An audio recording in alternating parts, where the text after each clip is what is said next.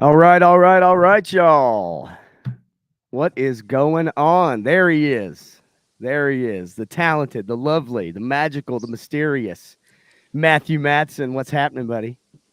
What's going on, brother? Man, lying a little earlier to Woody, Woody, the figure man, Woody Triple Deuce, about being a little nervous for this stream. and I watched 3-star draws. May the Power of the Force video earlier Those are and fun. premiere. Yeah, that was a good time. Premiering those, that was for anybody that doesn't know, just to throw it out there.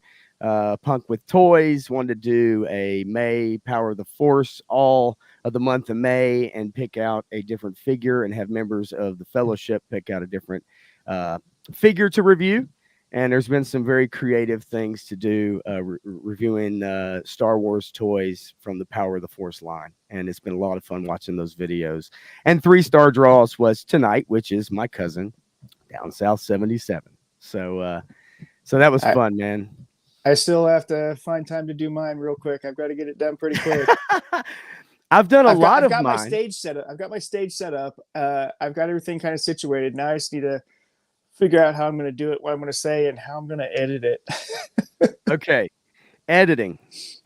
Just real quick. Editing. If I'm not, this is all new to me. Okay, like editing, streaming, the whole 9 yards. I've been watching YouTube videos for years. I've been watching a lot of the same people that you have either A, been involved with, or B, that you are also interested in watching. We watch a lot of the same channels. But it's only recently that I've wanted to throw my hat in the ring, and it's on the pop culture spectrum, but I ended up first going into the toy tuber spectrum of things.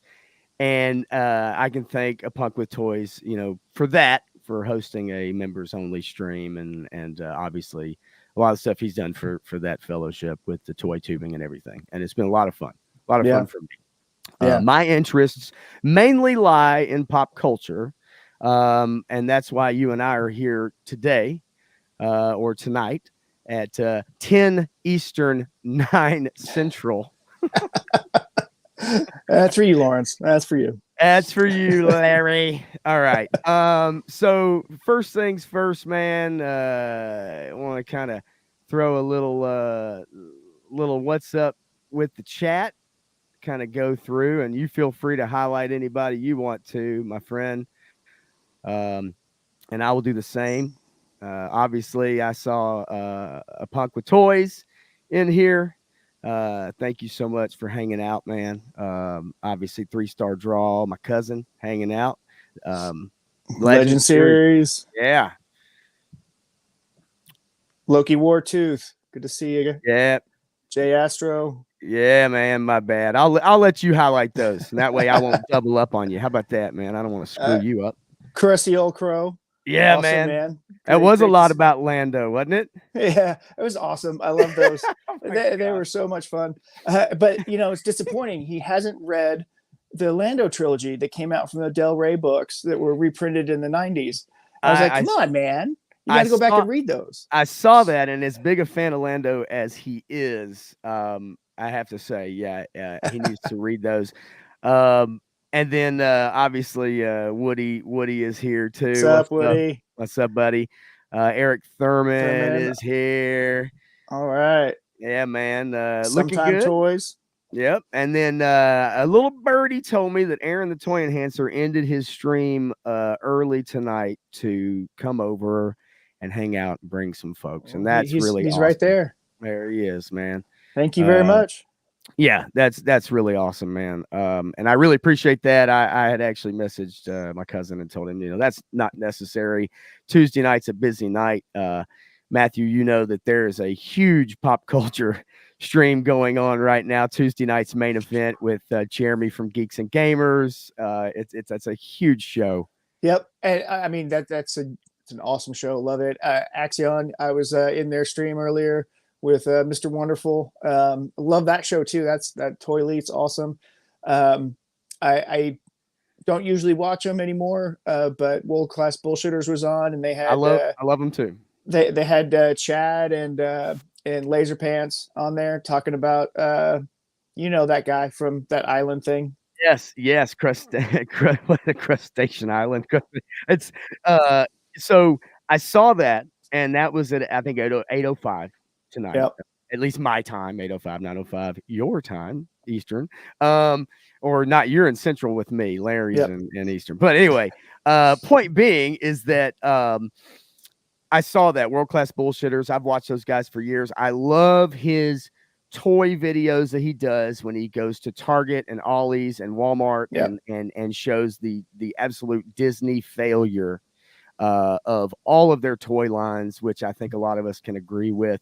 And we will touch upon toys in this this stream that we're going to do. It's pop culture, so it's going to cover a little bit of everything, and I'll kind of put that up here just to let's pull the ticker off for a second. We'll throw it back on there. So, who are we and why are we here today? Well, my name's Brandon. I go by Pop Blender. And that is in most every stream I will be in and on with other channels that I will have as we get to that. Um, and so I've been watching a lot of pop culture channels for years, a la Nerdrotic, Critical Drinker, As from Hills versus Babyface, Geeks and Gamers, just to name a few. There's so many more that have really just blown up, and now you've got guys like Gary from Nerdrotic on Piers Morgan and Fox News, and Critical Drinker is on there too. Million subs, million plus, 2 million, whatever, and so I've enjoyed watching this for probably, God, man, like 6 years now. It seems like probably 6 years, 7 years, and watching these people kind of come up. And I've always talked back to the videos. I've Yep. commented in the streams. I've sent super chats. Right. I've got memberships. I've bought the comics from Eric July with the Ripaverse. Right. And so I've been doing all this stuff, and I talk about it all the time. I'm a bartender. It's what I do. I talk all day long and all night long. It's what I do. And I talk about this stuff at work. And I try to give people shout outs. I try to encourage people to go check out these channels. And so now there's no reason why I can't get on here and talk about this stuff and just kind of throw my hat in the ring and for what it's worth and have fun doing it. It's YouTube. It's a hobby first. Anything beyond that is icing on the cake. And so that's why I'm here. And I found Matthew through a Punk with Toy streams, and I started seeing some of the little comments he was making and some of the little jokes and some of the things he was saying, and I thought there's a little more to this guy. There's a little more to this guy than what I'm seeing with a lot of the other people in the stream. Not that they don't watch those channels, but there's a little something to this guy. And so I kind of started joking a little more, reached out. And so that leads me to you, Matthew. Why don't you tell everybody who you are and why you're here? Well, I mean, I've been a deep diving nerd since I was born. I grew up getting into the minutia about jet aircraft and Chuck Yeager and learning all about that stuff, and that morphed into it stemmed from actually GI Joe.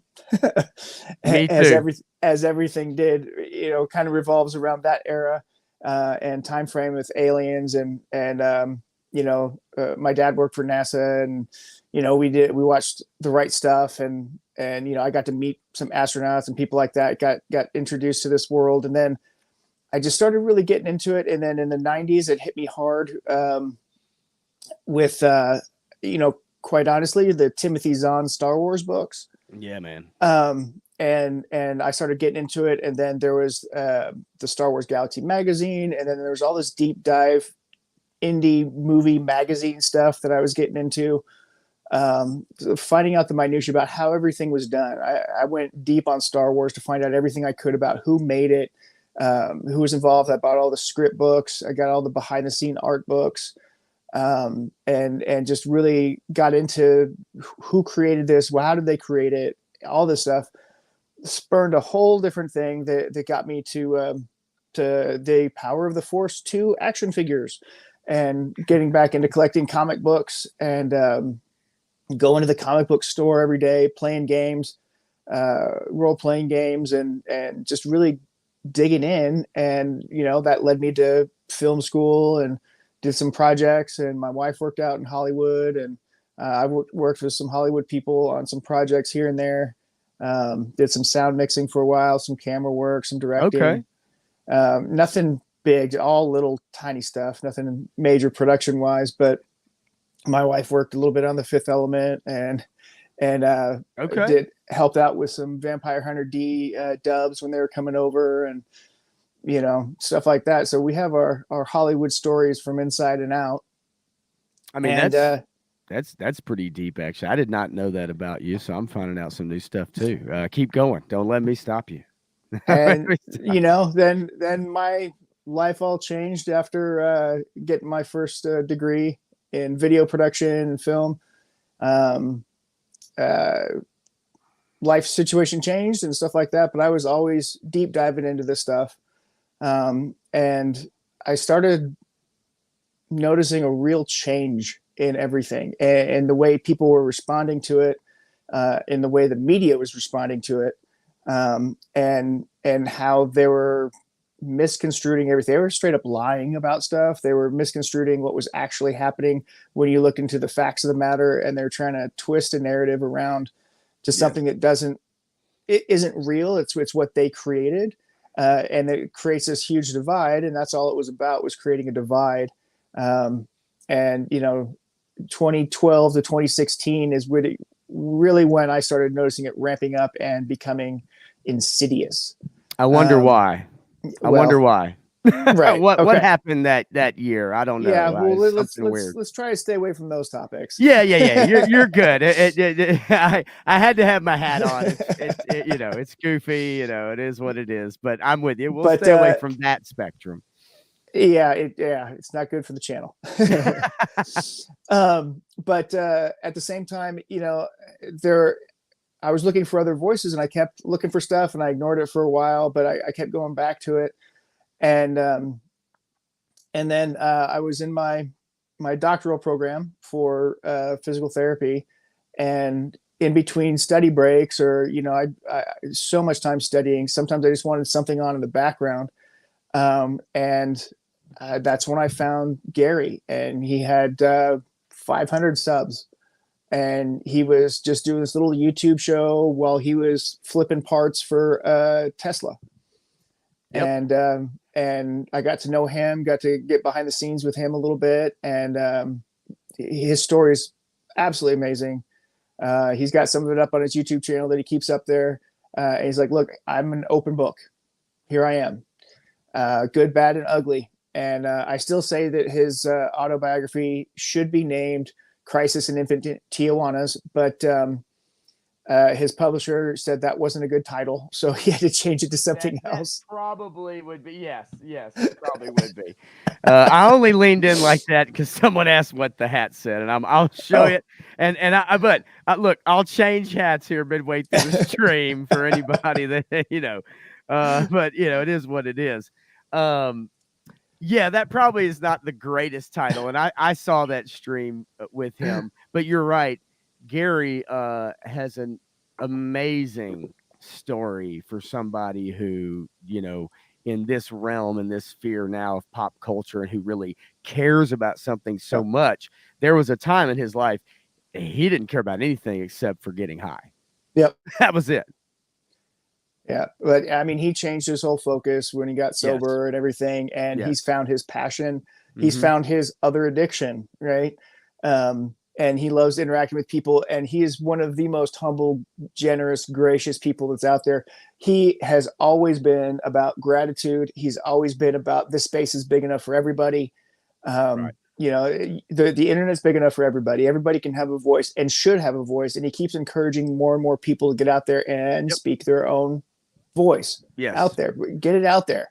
You're consistent enough, and you stay true to who you are, you'll create a following, and it'll build.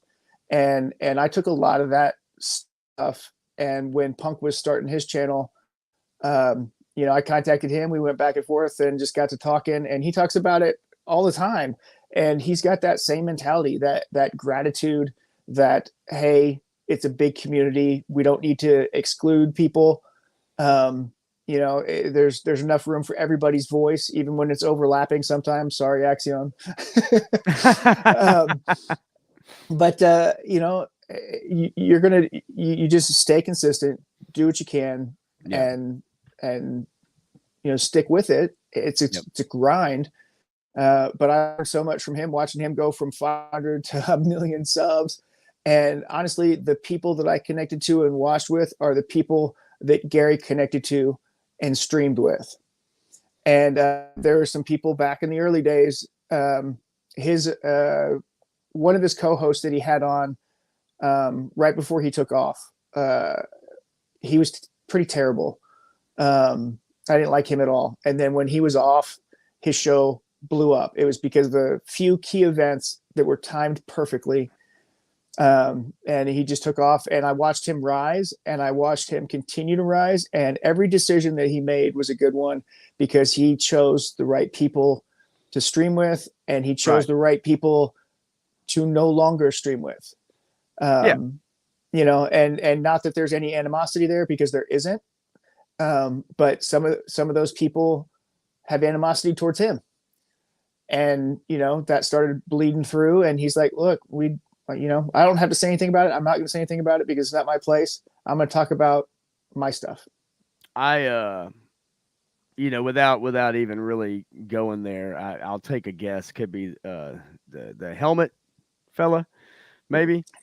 Yeah, Well, that was one of them. that was one of them. I know there was a couple others, and we don't have to do a super deep dive, Yeah, into that, because really, from an influence perspective, I think, we both kind of somewhat are cut from the same cloth. When it comes to kind of the pop culture stuff that's going on today, what's been going on now for the last 8 years or so, especially heavily, it's probably been behind the scenes for 20 years, yeah. right? Kind of an infiltration, so to speak, of entertainment, corporate, politicians, whatever, and Well, we've kind of. it's always been there, but it has been a lot more subtle. It became less subtle at that Yes, time. yes, 100%. You're right. It has become a lot less subtle in the last several years, and I think that anybody here, and I don't want this to sound in a bad way, but it's almost, sometimes you take the blinders off, and sometimes when you see something or you're introduced to something and you see it, then all of a sudden you start to really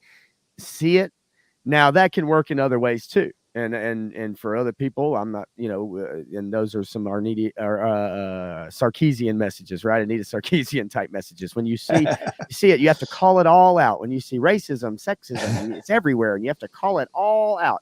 So I understand, like, you can see this, what you want to see, but I think Yeah. you and I would both agree that we've seen kind of this hostile takeover of our pop culture easily with comics. If Oh yeah. anybody reads comics, easily with comics. Well, And and as Gary always said, Hollywood is where trends go to die, yes, because they're the last ones to 100%. figure it all out. Yes, 100%.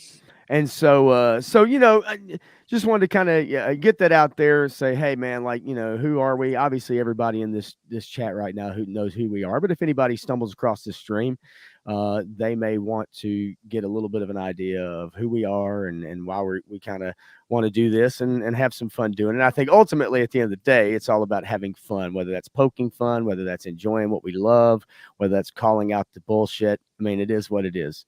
And I know, again, just kind of chatting with you and just seeing your comments and stuff like that, I can tell that you have a super deep dive and deep knowledge. And I would not just dare say, I know that I would say that you definitely have more knowledge than I do about a lot of things. So, there's some stuff I'm definitely down in, and then I think you have a lot of knowledge with much more than that. And that's why I wanted to bring you on this to do this with me, because I think I can learn some things from you. And there's things that you can kind of teach me, show me, and so I'm all about that. I'm all about meeting new people, finding interesting things, and having something to talk about. And I think we'll have a lot to talk about moving forward, including Absolutely. tonight. Yeah. Now, obviously we kind of went over this just a second ago. You definitely gave a great dissertation on kind of the state of pop culture today and what's happened. We've seen it take over a lot of our movies and television. We've seen a lot of the DEI stuff come in where there's mandates about writing and there's mandates about who you can cast and how many of each, this race or this type of person you can cast and all that stuff. And what it screams to me is it's fake, right? Like we see all these check boxes, we see all of these shows come out, and then it's like they take a sledgehammer and they just bash you over the head with it, right? Strong female lead, Like it's never happened before. like it's Like we've yes, never had them in uh, existence before. Since Aubrey Hepburn, since the beginning of film, there have been strong women in film. yes, okay. Um, this is nothing new, and to pretend like this is something new, that all of a sudden this is the first time we've ever had a female Asian lead in an action movie that starts with the letter R, whatever it is, it starts to get out of hand. And of course, we know that these are buzzwords, these are buzz phrases, these are things that companies use to try to get that news cycle churning. They are virtue signaling for people. And it's an audience that I think you and I both would agree is not really so-called the modern audience. That modern audience doesn't support these products. They don't watch the shows. They don't buy the comics. They don't buy the toys. They don't show up for the movies. And so I don't understand what it is they're chasing. These companies are chasing. But I think Well, there are a couple of companies you and I know are in charge of why these companies are continuing to put this stuff out. yeah, it all comes down to follow the money. Yep. Right. And if you follow the money, you'll see that there were offered tax breaks and incentives to take part in these things. And the company said, oh, well, we can put out these movies that people are going to watch no matter what. And we're going to put our label on it. They're going to watch it. And we can include these things and get this extra tax money or these extra benefits. And what they're finding out is that those benefits don't outweigh the loss in revenue and the brand destruction that has happened. And now they're scrambling to fix it. But, it takes about 5 to 8 years to turn a ship that big around. And so, you listened to what Bob Iger said recently. And if you read between the lines of what he said, Head of Disney, by the way, for anybody that doesn't know, Bob Iger, head of Disney, basically. He is yeah. the end all be all at Disney. And what he said was, and what they've done in their streaming service recently, the statement they released about that all comes down to the fact that they made these movies a couple years ago that are total crap, and they have to get them out there. And so now they're going to dump them on the streaming service and put them out so that you can watch them. And so they had to preface this by saying, okay, so not everybody has to watch everything. Not everything has to be connected. Not everything has to make sense in a linear fashion, because they didn't try to do that to begin with, because the TV shows make no sense with any of the movies. You don't have to watch any of the TV shows to know what's going on in the movies, because the movies didn't take into account anything that happened there. And the TV shows rarely take into account what happens in the movies. Every now and then there's a cursory reference or whatever, but they never had a plan after Endgame. For Marvel. They never had a plan ever with Star Wars. And those two factors sunk the ship. They wanted to put content out there before they had a plan. Yes. And it shows. And because of this money that they were taking for this, that, and the other, they've damaged a fan base by putting people in there who have no writing ability whatsoever, or are attuned to writing a completely different type of medium. They're not made for the superhero comedy. They're not made for the superhero adventure. They're not That's right. made for these things. Yes, they are. They are people who some either fail upwards, as we've seen time and time again with some of the showrunners, some of the directors and writers, but they're people that also Akiva Goldsman. Okay. They are also people who don't even care about what they're writing for. As a matter of fact, they absolutely despise what they're writing for. They care nothing about the lore. They're not interested in actually even reading about anything having to do with the show, playing the games. If it's based on a video game, which there is at least a refreshing comment I heard about the Fallout TV show, and we'll get to that. But yes, it's you're hiring people on purpose who are documentary directors, and then you're Yep. handing them hundreds of millions of dollars to direct a film like the the Eternals or a Shang-Chi or whatever it is, like all the Marvel stuff. You've seen that time and time again. We have the Star Wars stuff coming up where you've got someone who was Harvey Weinstein's former personal assistant, Leslie Headland, and that can't be stated enough. This is a woman who obviously knew what was going on, had dealings, set up appointments, send young women and actresses to their to the firing squad, so to speak, right? To the couch. And she's in charge of the newest Star Wars TV show. And we're definitely going to get to that in just a second. But you're right, 100%. The money, and of course that money that we're talking about, for anybody that's not as familiar, is a lot of the ESG money that's coming from Vanguard and BlackRock and a lot of the people that have put in the environmental, social, and governance policies that a lot of our corporations, a lot of our politicians, and a lot of our entertainment today is somewhat or mostly governed by at this point. And it's all Orwellian. You go back to 1984, yes. Fahrenheit 451. Yes. You go back to all of those 50s and 60s science fiction novels that kind of laid this all out and said, this is how it's going to happen. George Carlin said it back in his day too. Oh, yes. Yeah, it's you can call it what you want, Eric, but it is the policy to not. So they've gotten away from being entertainers. They've gotten away from being entertainment. They hire people who want to lecture and indoctrinate people.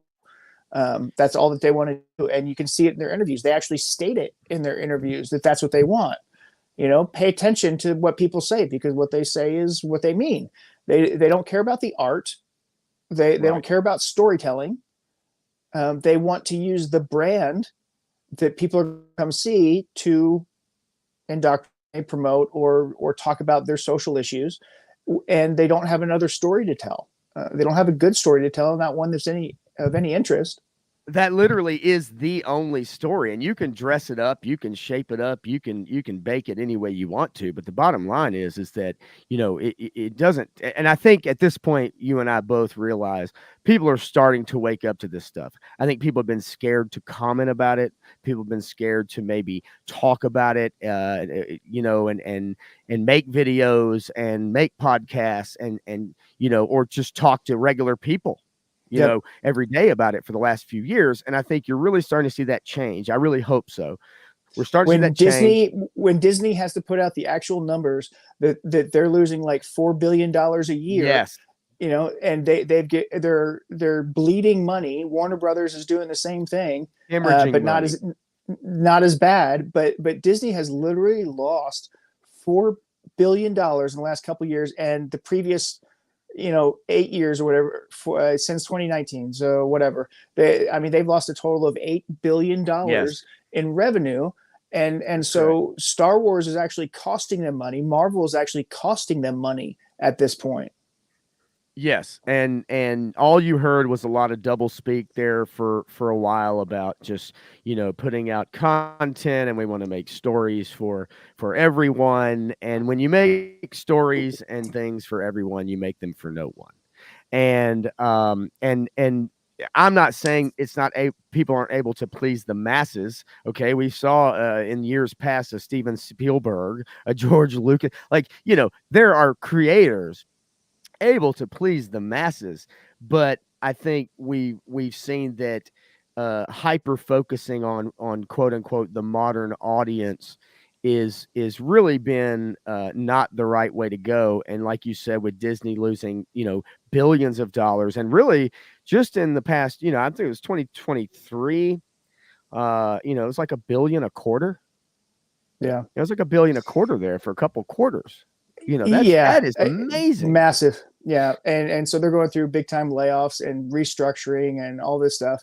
And what people also don't realize is that this was Bob Iger's plan that he set in place, and then he decided things aren't going the right direction. Oh, this COVID thing's happening. I'm going to step down because he's been trying to step down for 10 years and he wouldn't do it because he Yeah, wanted to maintain control. And so when the pandemic came about, he said, "Oh, I'm going to step down, put this other guy in charge, blame everything on him and come back in." And so, you put Bob Chapek in charge of Disney, and now he's taking the heat for everything, but it was all absolutely. Iger's plan. And as soon as a report was coming across Bob Chapek's desk that would have told him about the fraudulent money shell games that they've been playing, because 100%. the CFO found this report and saw that it was going to Bob Chapek's desk. It was on a Friday evening, and she got the board together and called them all together and had a big meeting. And so Bob Chapek didn't get that report, and he wasn't going to see it until Monday morning. And so on Friday evening, the board decided to make their decision. And on Sunday evening, they went to an Elton John concert, and the board came up to Bob Chapek and said, "You're fired." And then Monday morning, Bob Iger walks in as the returning CEO, because he knew where all the bodies were buried, and he put the CFO as his successor. And then, she left eventually, fired, quit, whatever. I don't know. She vanished Yeah. because she knew too much about the money shell games that they were playing that they didn't want the shareholders to find out about. Yes, getting fired at an Elton John concert on a Sunday night before you're able to get your hands on the money that's disappeared, that's missing. Um, and what's funny is like this is not hidden news, right? Yeah. Now, for those that are maybe in this kind of realm, and the shows that you and I watch, we heard it over and over, right? It was repeated often Yep. as a barb, as a joke. But this is true. Like, this happened. The head of Disney at that time literally got let go on a Sunday night at an Elton John concert before he could get into the office Monday morning. And you know what happens when you get let go on a Sunday night? Your code doesn't work Monday morning. You You are don't locked get out. you don't get to your computer. You don't get to get the stuff out of your desk. You don't get to go. You don't get to park. There's no. And that means you have zero access. And then you have Iger swoop in and take over. And unfortunately, for us as fans of maybe things Disney has done in the past, of Star Wars, of Marvel, that was very successful. Marvel was. Now, Star Wars, you're right, they shit the bed with that, and had no plan.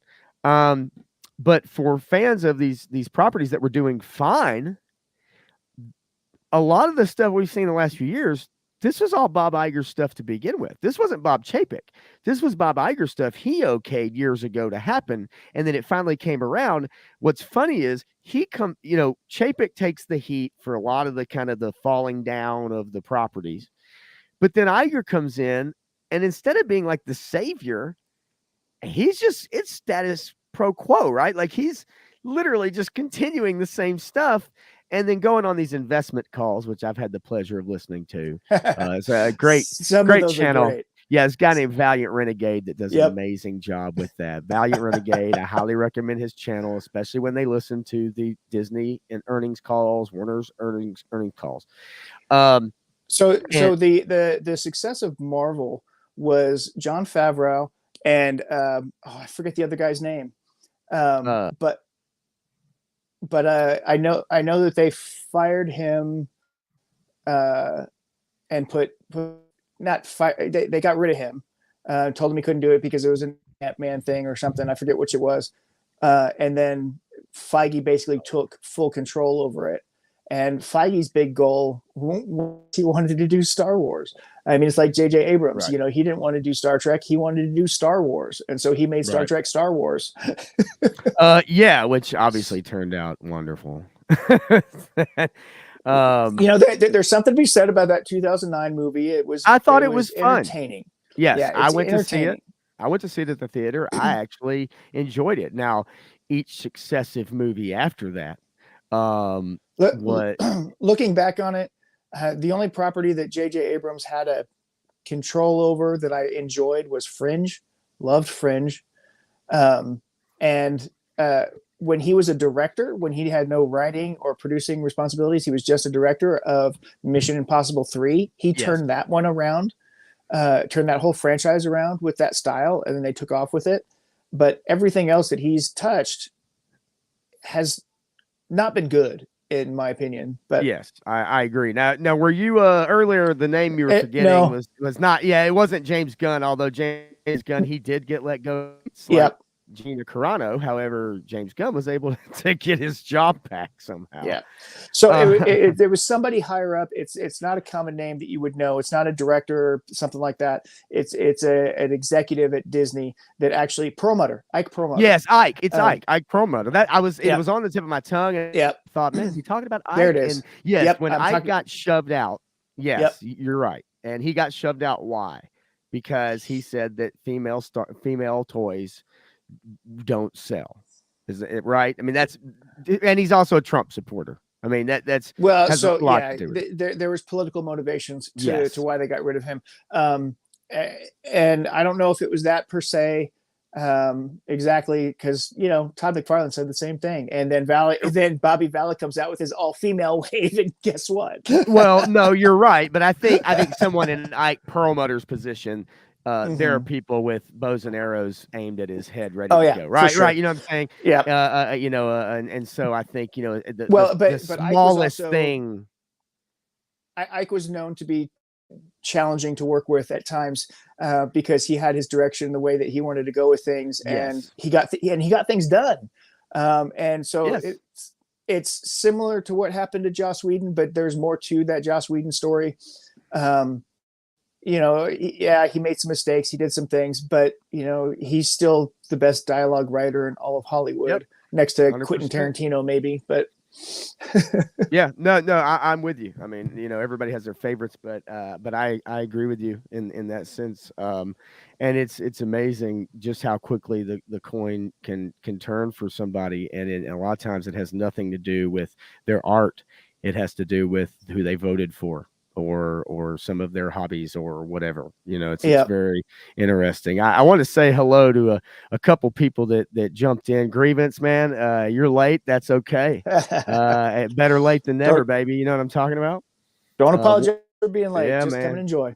Yeah, War Chest, Bobby Wald, Wraith Mates, And what's just up, rolled Rafe? in. Yeah, man. What's happening, buddy? Glad you're here, man. You know, uh, Hey, Go Rafe, ahead. Go ahead. I don't know if you saw Punk's response video for members only or not, if you're a member over there or not, but there was some comments made about you on other channels. I'm just saying. So somebody mentioned your name, and I don't know why it even came up, but I know you and Punk chatted about that. So anytime you put something on YouTube, it's there. Internet's Oh forever, man, baby. hey, that's right. And usually in a lot of cases, the internet is undefeated, as we've seen recently with some copyright bullshit and some false Yeah. striking, and all of a sudden we're starting to see the rally cry come out. And I don't want to go too deep into that. I think everybody here, at least at this Well, moment, knows all too well about this yeah. story, of course. So there's something to that I did want to bring up about Sure. copyright striking somebody. It happens frequently, and a lot of times, big corporations sublet that out to other people that will strike channels on behalf of the company.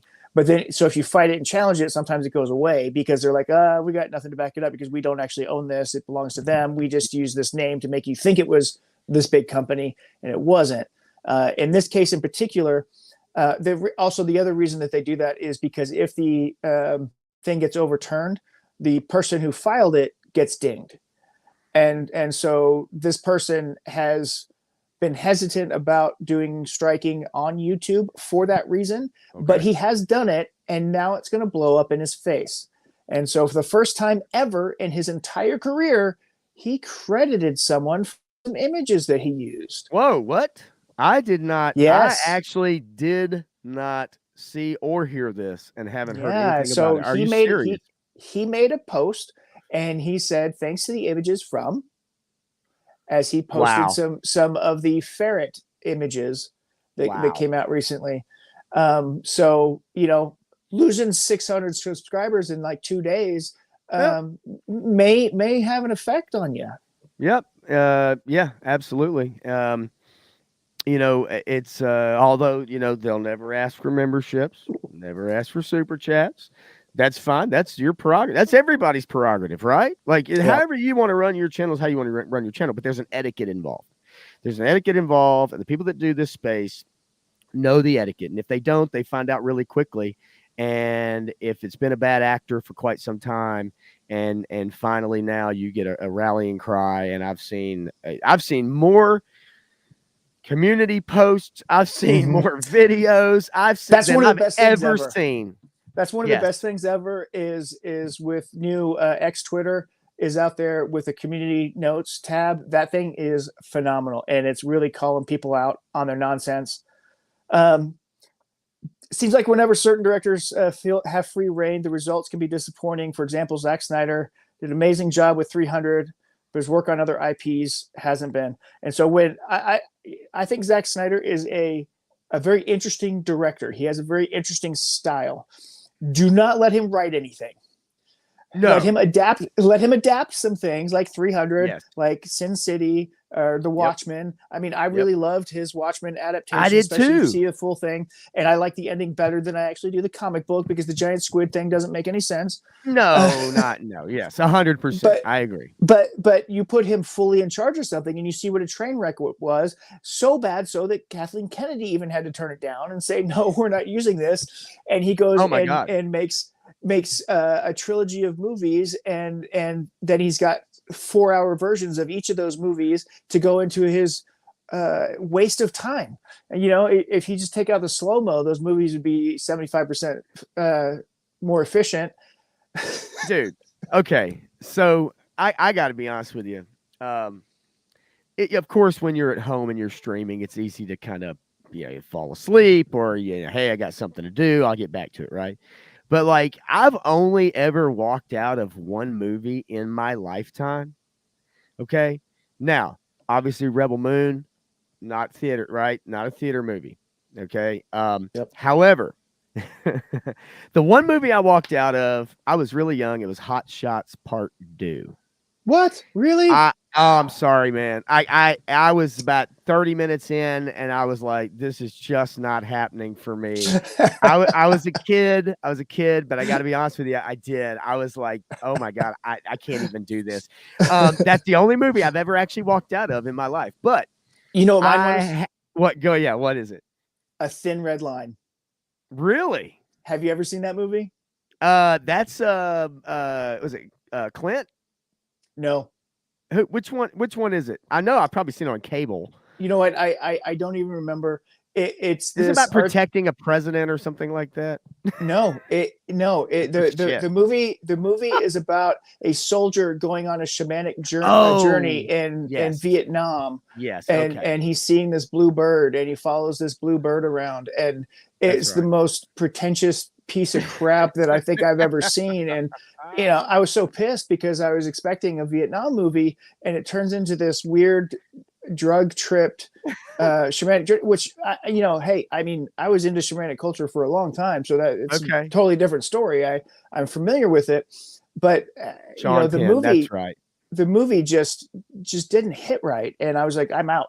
And that was the first movie I ever walked out on. Okay. Yeah. Okay, that's right. And 3 Star says that's Line of Fire. That's the one. Now that's a great movie.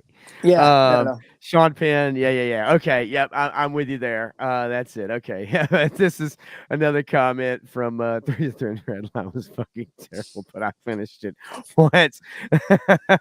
And thank you, Woody, for the Sean Penn, Well, I'm which glad you is guys agree with me on that movie because I thought that's so bad. no. So my point is that I tried watching Rebel Moon, Couldn't do and it. I mean, that shit is embarrassing. Yeah. I mean, it truly is embarrassing. And then the only part really, I skimmed through, I scrubbed through the part 2 or whatever, and the only thing I got to was the part where the guy is telling her to kill them, or is the accent, kill them, or whatever. I can't even do it now. It's embarrassing. That movie shit. I don't know what Yeah. Snyder was thinking. And given full carte blanche, he's got a blank check, and Yep. it is absolutely brutal. I'm guessing Wraith was talking about the Yeah. red So line. wait, I want to go back to that other Yeah, one. go right ahead. Go right Um, ahead. Yeah. yeah. Oh So yeah. so Oh yeah. Eric, so was I, Yep. because I expected to go to a movie to be about Doctor Strange, Yep. and it wasn't. And so I kept calling it this, and it kind of picked up from some places, but it's Doctor Strange Two Moms. It's not about Doctor Yep. Strange. It's about everybody else. And that movie. And if you think about it for 2 seconds, she's the villain. She's always been the villain. She is not a good person. She was going to destroy the universe for her fake children. Fake Yes. children. Yes. Fake. Seriously. And I watched the Disney Plus series WandaVision, and I really enjoyed like the first few episodes of it. Yeah, it was fun. It was interesting. It was different. It had an interesting premise. I really did. I was like, man, I'm digging this. I'm all and then what it turned into was just freaking embarrassing. How Monica Rambeau gets her powers, and but then What yes, they did to John Krasinski, yes, Mr. Fantastic, yes, was okay. So that proves how evil she really is, because Thanos did the same thing to Star-Lord, but then reversed it. Right? He turned him to right, spaghetti, but then he brought him back. yep.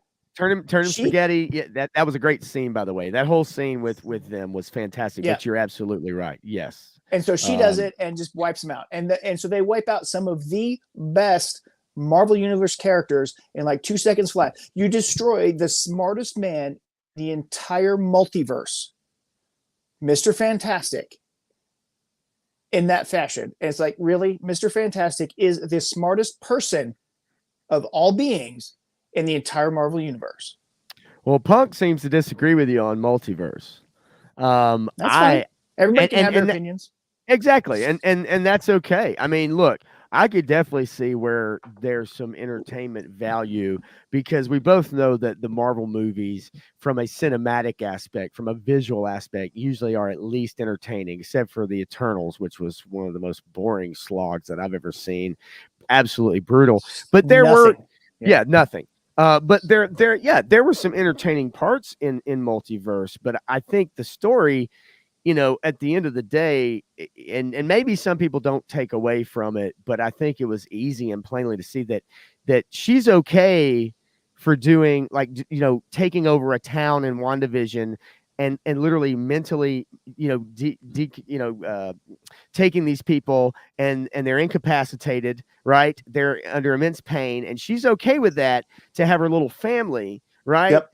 And then at the end of the show, they say, they'll never know what you went through for them, right? And so then you absolve the main character, who's been a bitch.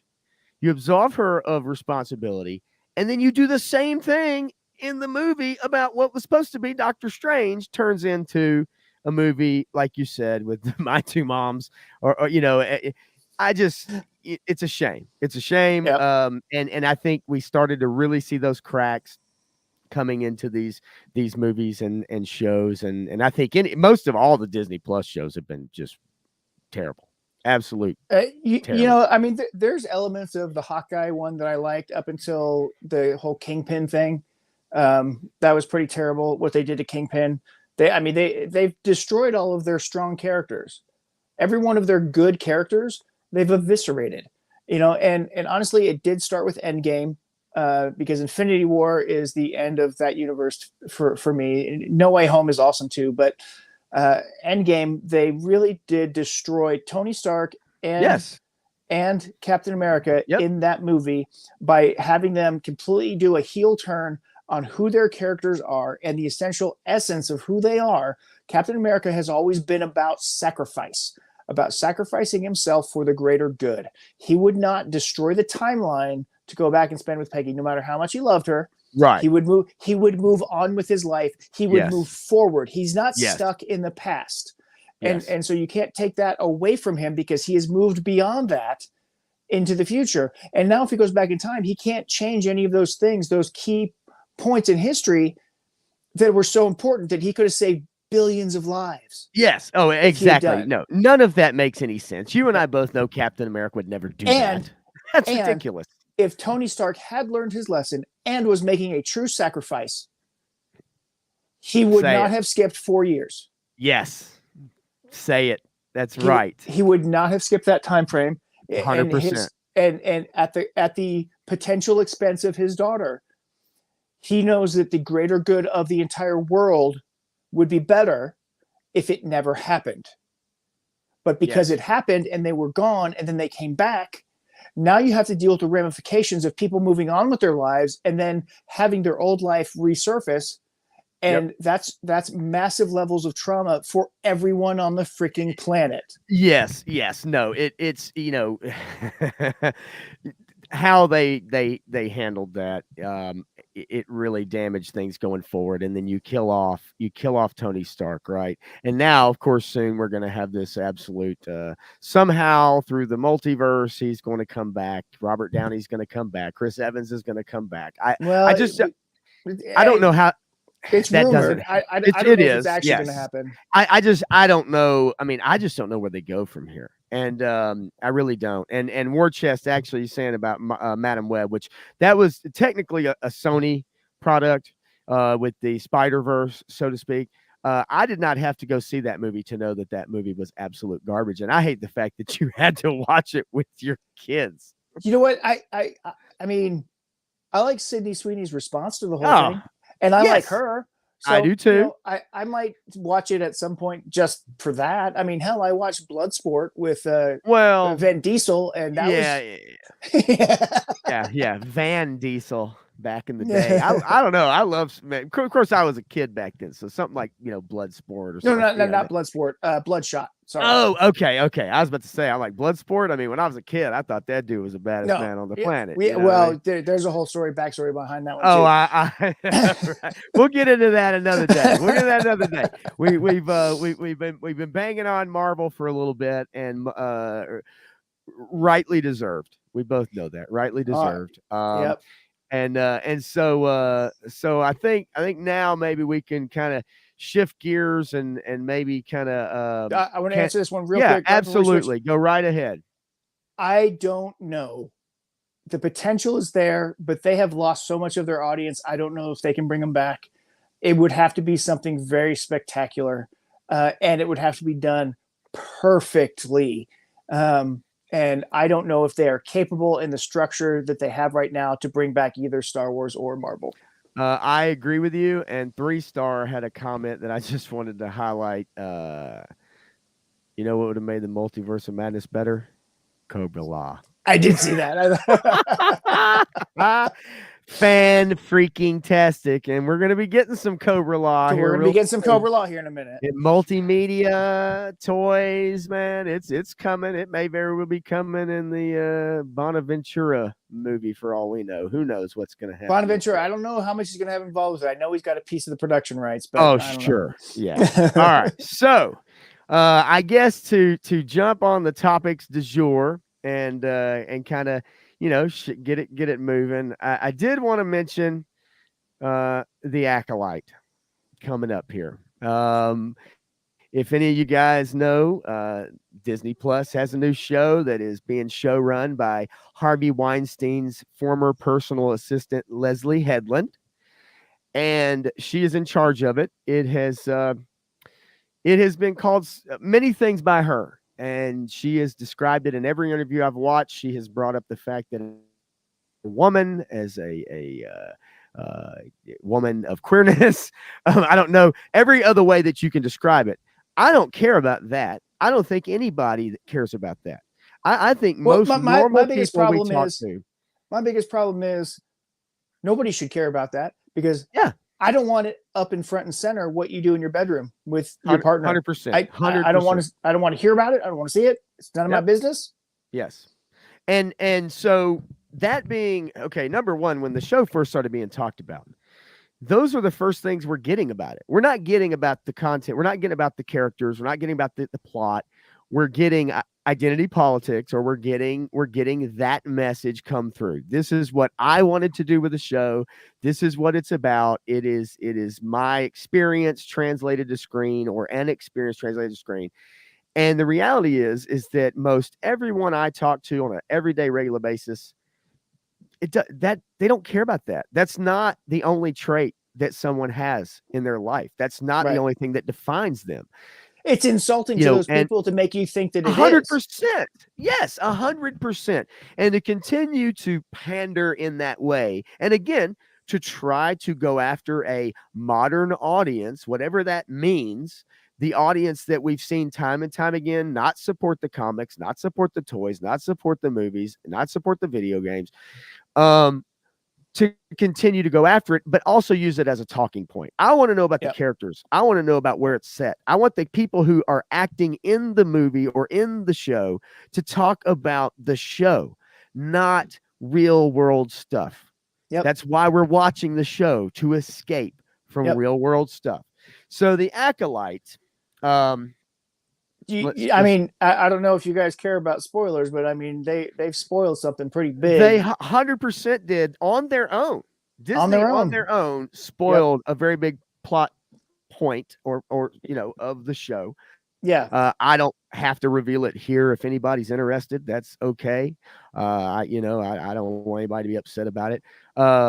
So Yeah, let, but if you get a chance to, if you really want to know, and you can watch the trailer with subtitles, you'll figure it out. yes, absolutely. So I am going to bring this up here real quick, and just kind of scrub through. I don't want to get dinged. I don't want any copyright stuff. I know some companies are worse than others, but I just kind of want to maybe scrub through. So of course they give you all the studio that brought you Mandalorian, right?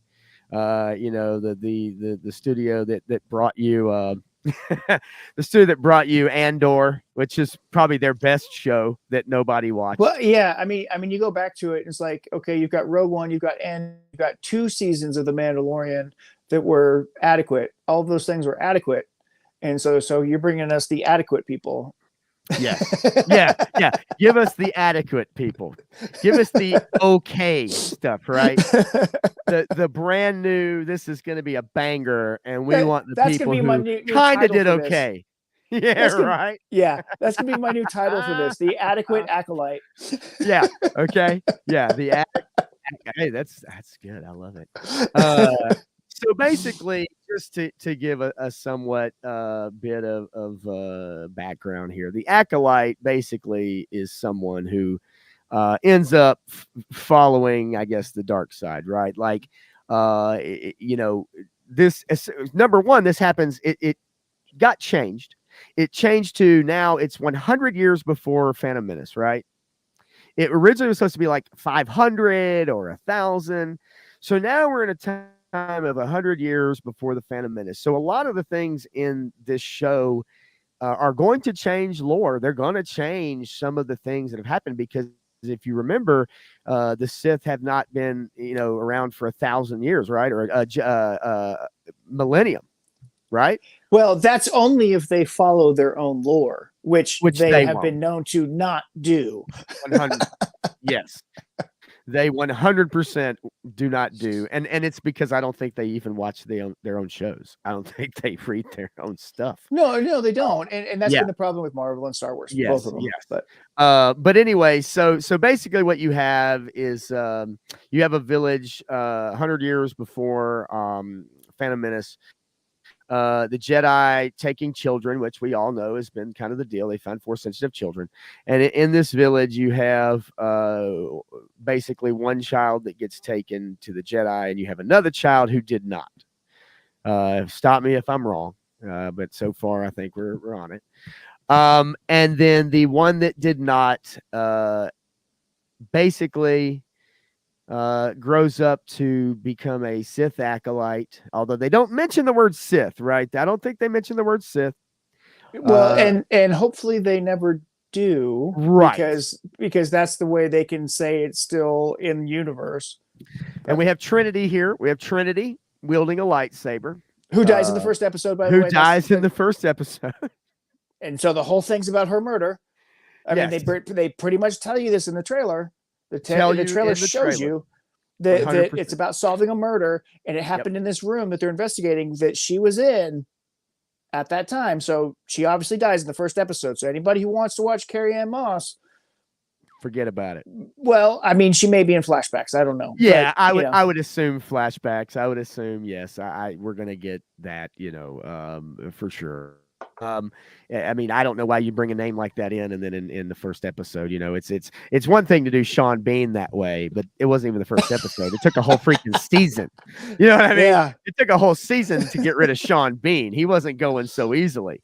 Sean Bean's deaths in every movie have been epic. I'm just saying. And when he's killed, it's killed for reasons. Yes, man. Yeah, absolutely. So we have Trinity from the Matrix.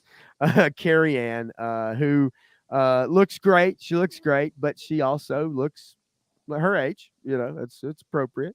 And kind of like the Borderlands trailer. But anyway, so so then we get, who is this guy right here? You remember Squid Game? Oh yeah. There he is, Squid Game guy, right? I don't know his name. Doesn't matter. Squid Game guy. We've got SJW haircut fella back here in the background. I don't know. Whatever. Anyway, Jedi are being hunted. That's the best basis of this show is Jedi are being hunted. And basically they are being hunted by whom? Who would you guess would be hunting the Jedi in this show? Just take one wild guess. Who would be hunting the Jedi in this show? I don't know. It depends. Do they want to present the Jedi as the good guys in this or the bad guys in this? Because they could be wanting to present them as the bad guys. And it wouldn't surprise me. And I think we're probably I mean, they're stealing children right at the beginning. Yes, right. We're gonna see that. We're gonna see that. And I guess deconstruction. Absolutely. They're great for deconstructing your heroes. Jake Skywalker. Yeah. And so it always comes back down to it. Every art form has been destroyed at the point of deconstruction. Whenever that art form gets put into the deconstruction era, you realize that art form is no longer going to precipitate. It's going to have to change into something else. Yes, 100%. So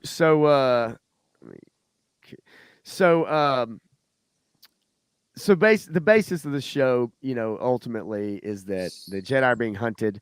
They are being hunted by the sister of the girl that got taken with the Jedi, the acolyte, ultimately, and the twin sister. Yes, the twin sister, which they already revealed. So they revealed in the subtitles that it's a twin sister. Through the subtitles of their own trailer. This was actually a few days ago. Actually, I heard Mahler talking about this today, and it's true because the twins trope is from the beginning of time in storytelling. It's always been there as that twist option to put in there, and basically every writing teacher in the world will tell you, don't do it. Unless you really freaking know what you're doing. You have to be really good at setting it up and then revealing it at the end. Yes. And without people knowing about it before it happens. It's really hard. It is. And, it's really hard to do. And most of the time when you watch movies and you watch shows, you usually see it coming a mile away, right? It's very, the one that took me completely by surprise, was holy moly, Kevin Spacey. Oh my God, I can't believe it's escaping me. I just talked about this movie the other day. Kaiser Soze. Somebody put in the Usual Suspects. Yes, Usual Suspects. I literally had it 5 minutes ago in my head. That was one I didn't see coming, and I know we all probably have our instances of that, but that was one that was like, oh holy moly, but that was done right. Amazing. Yeah, I have friends that will not sit next to me in movie theaters because at some point in the movie theater, if there's going to be a plot twist, I lean over to them. Wouldn't it be weird if and so it happened in two movies. It happened with Fight Club and Sixth Sense that I did this to a friend of mine. I said, I'm never sitting next to you in a movie theater again. I Uh, called both of those right at the beginning. I understand. I do, and it's hard too, especially when you're tuned in, right? Like super Yeah. tuned in. Yeah, Crow. I was worried there wouldn't be any lightsabers or force. Krusty old Crow says unfamiliar and fighting concepts. I'm guessing are silly. Um, yeah, I mean it is about the Jedi. I mean obviously, and we're gonna get more lightsabers. I'm So assuming we're gonna yeah, get some desert planets. so I know where you're going with that, and I totally agree with you because this is why Disney Star Wars is failing because they're like it's all about lightsabers and sand planets, and they don't realize what Star Wars is really about. I mean, George Lucas wrote 50 some odd scripts and actually had filmed some of a Star Wars underworld show that will never see the light of day, and they'll never use any of it. But it was basically about Han and Lando and the underworld, the seedy side of the Star Wars universe. There is so much more to the Star Wars universe than the Force, than Jedi, than Right. Sith, than planet destroying devices. You know, Yes. there's a lot more to it, and nobody wants to touch that because they think it won't be interesting. Because they did Andor and nobody watched it, but it was actually pretty decent. And that's really the shame actually is Yep. that Andor was really a really good show. Let's see. I'm gonna go back to this real quick. I'll finish up on this. It kind of crapped out on me for a second. So anyway, uh, so basically though, this show ultimately it just doesn't look interesting. I mean, I don't know if there's anything that you can find in here. I remember this one particular comment here. I'll let it play without sound. You know, and I love it. It's all about the truth. Destiny's not decided for you by an anonymous force. If you want to pull the thread and change everything, then pull it. Um, I'll kind of pause that. I just don't want to get dinged on anything. Yeah, it's a premise that I think could have been interesting, but I fear ultimately at the end of the day, Disney's gonna have a hard time. Leslie Headland is gonna have a hard time bringing this around, and I think this trailer. By the way, just if you want to see, I actually have the restore the YouTube dislike button. If you want to see, look, this is just, and these It's probably aren't funny. accurate numbers. No, 72,000 upvotes, 168,000 downvotes, and this is on the trailer with number one, 4.1 million subscribers, and this is the only activity they've gotten is over 200,000 people responding to this huge show coming out. did they shut off comments? Do they leave those on? Oh No, I no. mean Okay. comments, 17,000 comments, and I tell you, they're pretty good. Yeah, it's Well, good. Good what entertainment are you? I'm your father's brother's nephew's cousin's former roommate. from the Fro- original Star Wars. yes, yeah, right. From the studio that brought you The Mandalorian and/or Ahsoka, and they left out Boba Fett and Obi-Wan. That's fantastic. Uh, let's see. Oh, what are you? I'm here to talk to you about your car's extended warranty. I can't even. I mean, I am That's great. surprised. If you want some good comedy though, there are some really hilarious comments in that. If you want to look at their trailer and on the official Star Wars page, just scroll through it. You get you a laugh or two. I think it's fantastic. Um, let's see. All right. A little acolyte there. As it goes, I don't know, Matthew. I'll challenge you as we kind of go forward. Try to watch it maybe, and we can maybe comment on it. It's going to be Yeah, tough, man. it's gonna It's be going to be it's gonna tough. be a challenge, but I may have to bite the bullet, and you know, I as could watch Batgirl. You know, Yeah, man. Disparu can watch Velma. You know, Velma. I might be able to watch this if it generates content. Okay. All right. Well, I will too. I will take one for the team as well. I will honestly tell you that I am stoked for Andor season 2. I really enjoyed that show, and I think anybody here it is probably the best written Star Wars content Disney has made since they bought the IP. I really believe that. I mean, there's a lot about Rogue One that I like, but as far as the TV series go, I absolutely agree. I Yeah, just wish that this came out right after Rogue One or even before yes, Rogue One so that we could build up the character, because it's really hard to go back and watch a series about a character who's dead. 100%. And Yep. and it's the disservice that they did to Black Widow. Yes. If they've made this mistake before, you go back and tell a dead person's story, nobody cares anymore. They're already And gone. very true. And it is hard to be invested when you know the ending already, when you know this character's ending. And, is it fun? Todd C., I got to tell you, man, don't do it. Don't Don't don't do it. torture yourself. Don't. It's, I mean, It's unless you're looking embarrassing. for a sleep aid. Man, I don't even know. That shit's nightmare fuel, bro. Well, Ah! the first, yeah, they didn't have that scream in the second Not in one, the but second one, but yeah. No, man, I'm telling you, say you value your life, right, Todd? You value your time, you value your life. Don't torture yourself, man. Don't do it. Don't do it. All right. So, Cressy, if you think of that Snake Eyes movie as an American Ninja movie and having no context to GI Joe whatsoever, it's okay. okay. It's okay. I will agree with that 100% as well. I will agree with that statement. But you have to put the GI Joe part of it out of your mind. Yep. Yeah, I agree. Where was it, real quick? Legend series. Yeah, I'm with you. Matthew's probably with you too.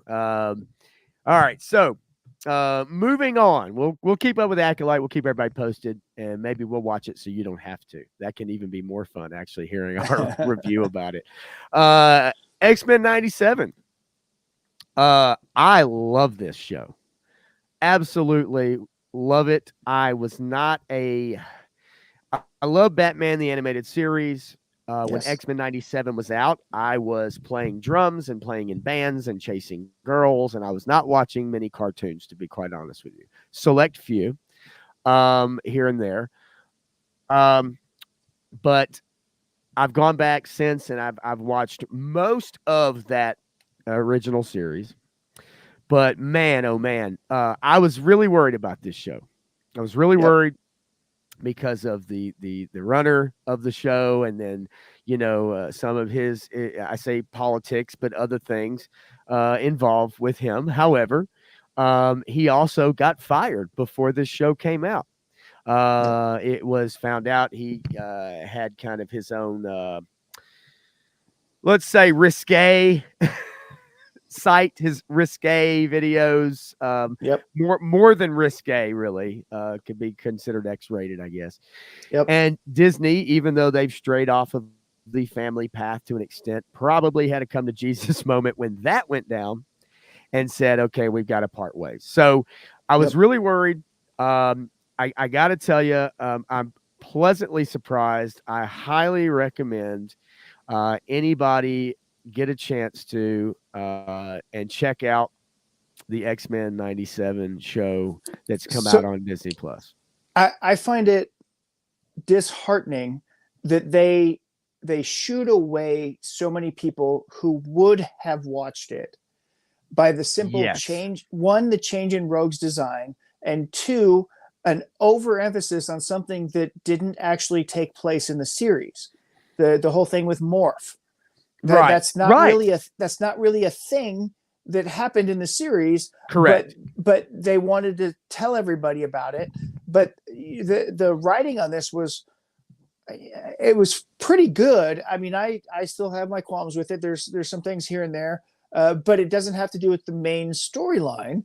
It has to do with some of the sub characters. Like, there's some things I would have liked to have seen different done with Nightcrawler, but he was fairly true to his character. Yeah. Steve Yeah. Rogers was not true to his character whatsoever. Correct. Yes. I They agree. kind of went off the path with Steve Rogers there, Mhm. but then at the end, throwing in all those cameos and everything, the whole Magneto story arc was great. I really, really hated the Rogue Magneto thing, but hey, I agree. that's me. that, you know, but I'm with the you. show overall I thought was really good, and what the way they handled some things, as much as I hate it, I really like the way that they did Scott Summers right for once, because I always liked Scott until later on, and then they just turned him into this jerk, and I didn't like him anymore.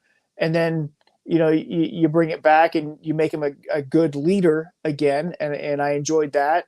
Yes. They did some things right with this show for sure.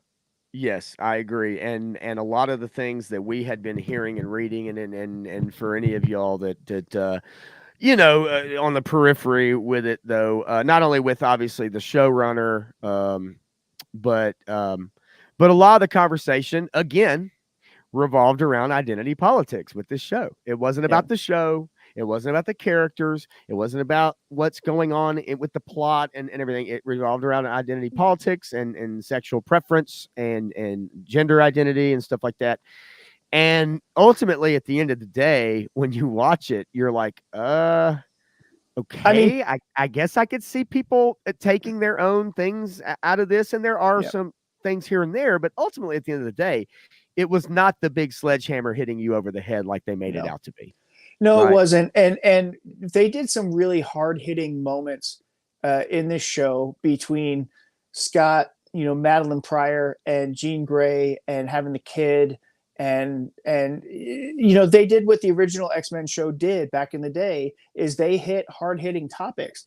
I just went back and rewatched it. It's been a couple years since I've gone back and rewatched the entire original series, but we had our daughter watch the original series with us. The last season's kind of trash, but the first two seasons were really great in the Yeah. way that they dealt with stuff. And quite honestly, from an American cartoon perspective, that was one of the first death scenes that you've seen in a cartoon, when they killed Morph, right? And Yes, then yes. he was gone for a while.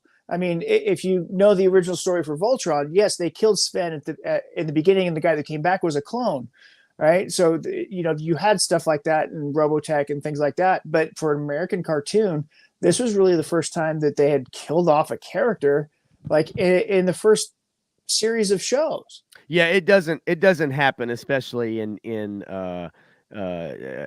cartoon, right? Like it just doesn't happen in animation. Right. It's very rare, and it's one of the really few instances. Like you just do not see that happen, and but that was kind of the boldness of the show at that time, which is what people appreciated about it, right?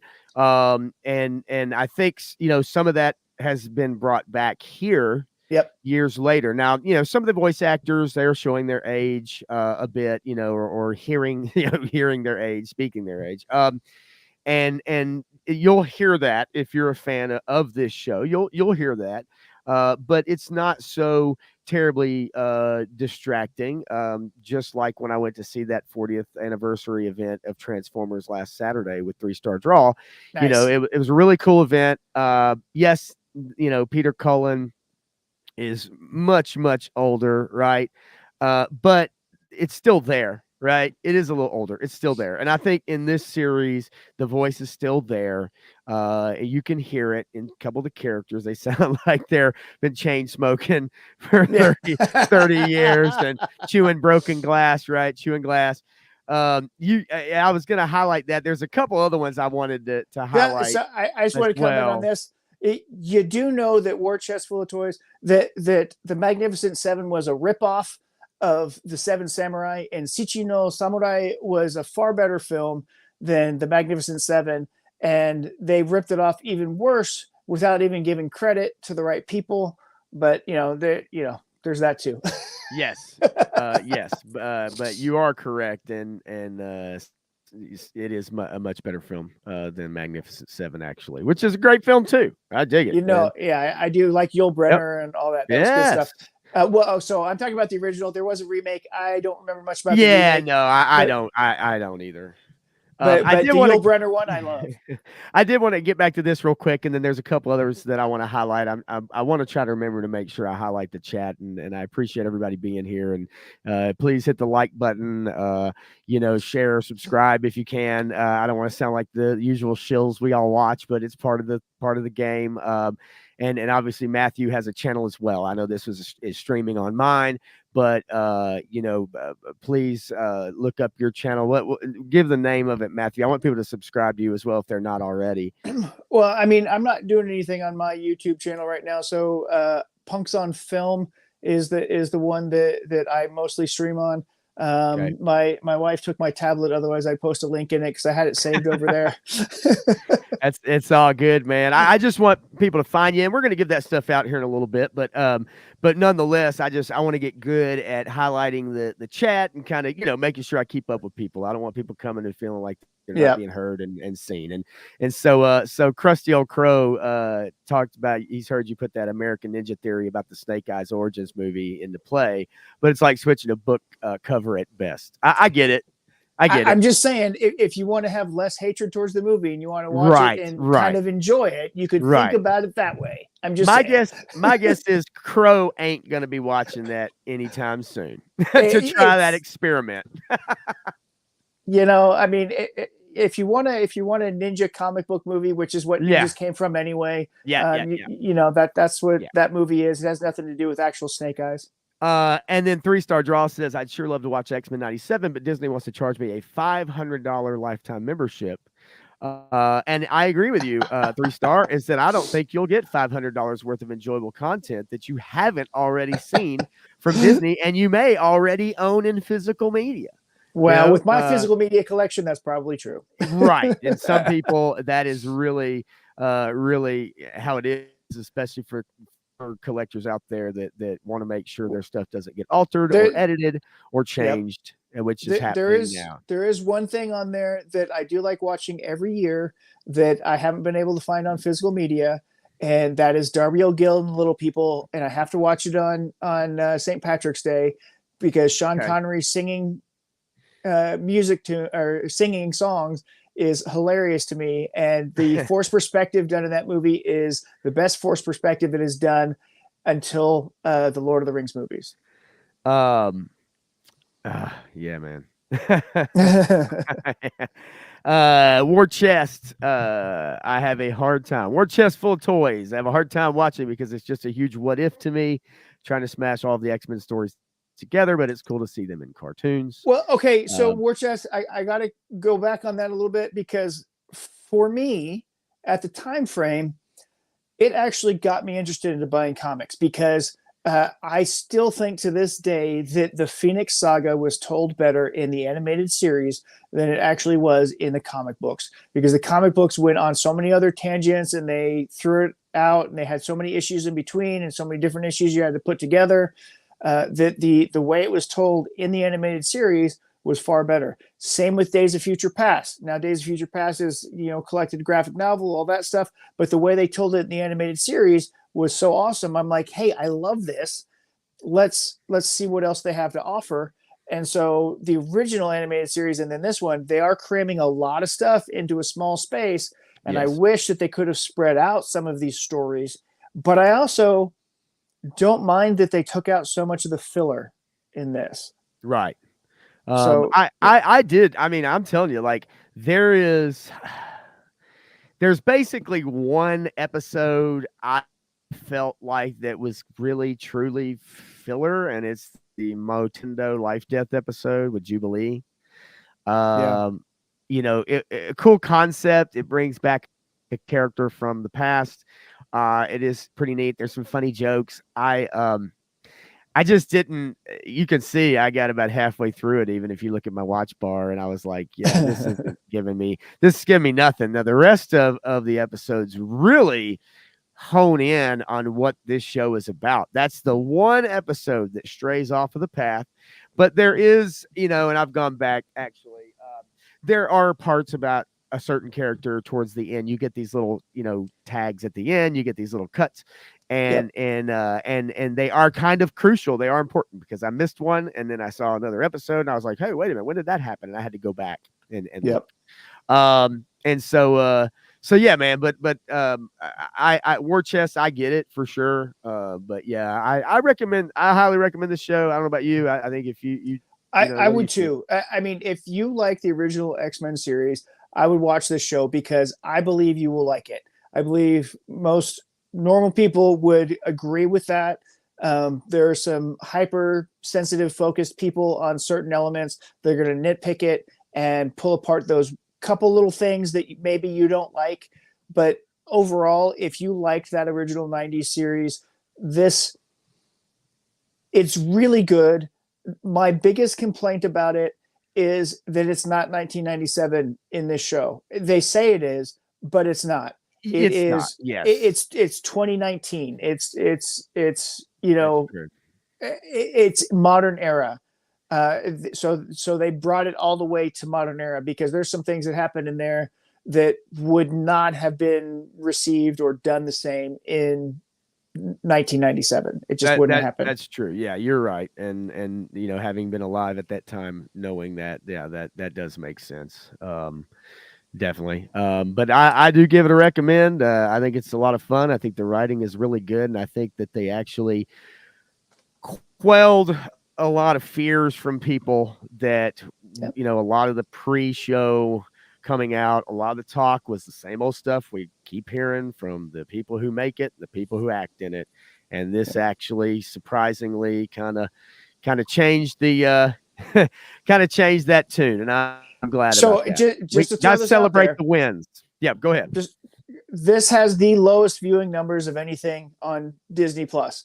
And it's Yes. sad because it's one of the best things that they've done, but they have run off all the people that would be interested in it with these articles, with these talking points that the Yes. actors and the creators are putting out there. They've ruined the potential popularity of this show because it is good, and Yes. people should be watching it, and people are talking about it, saying you should watch this.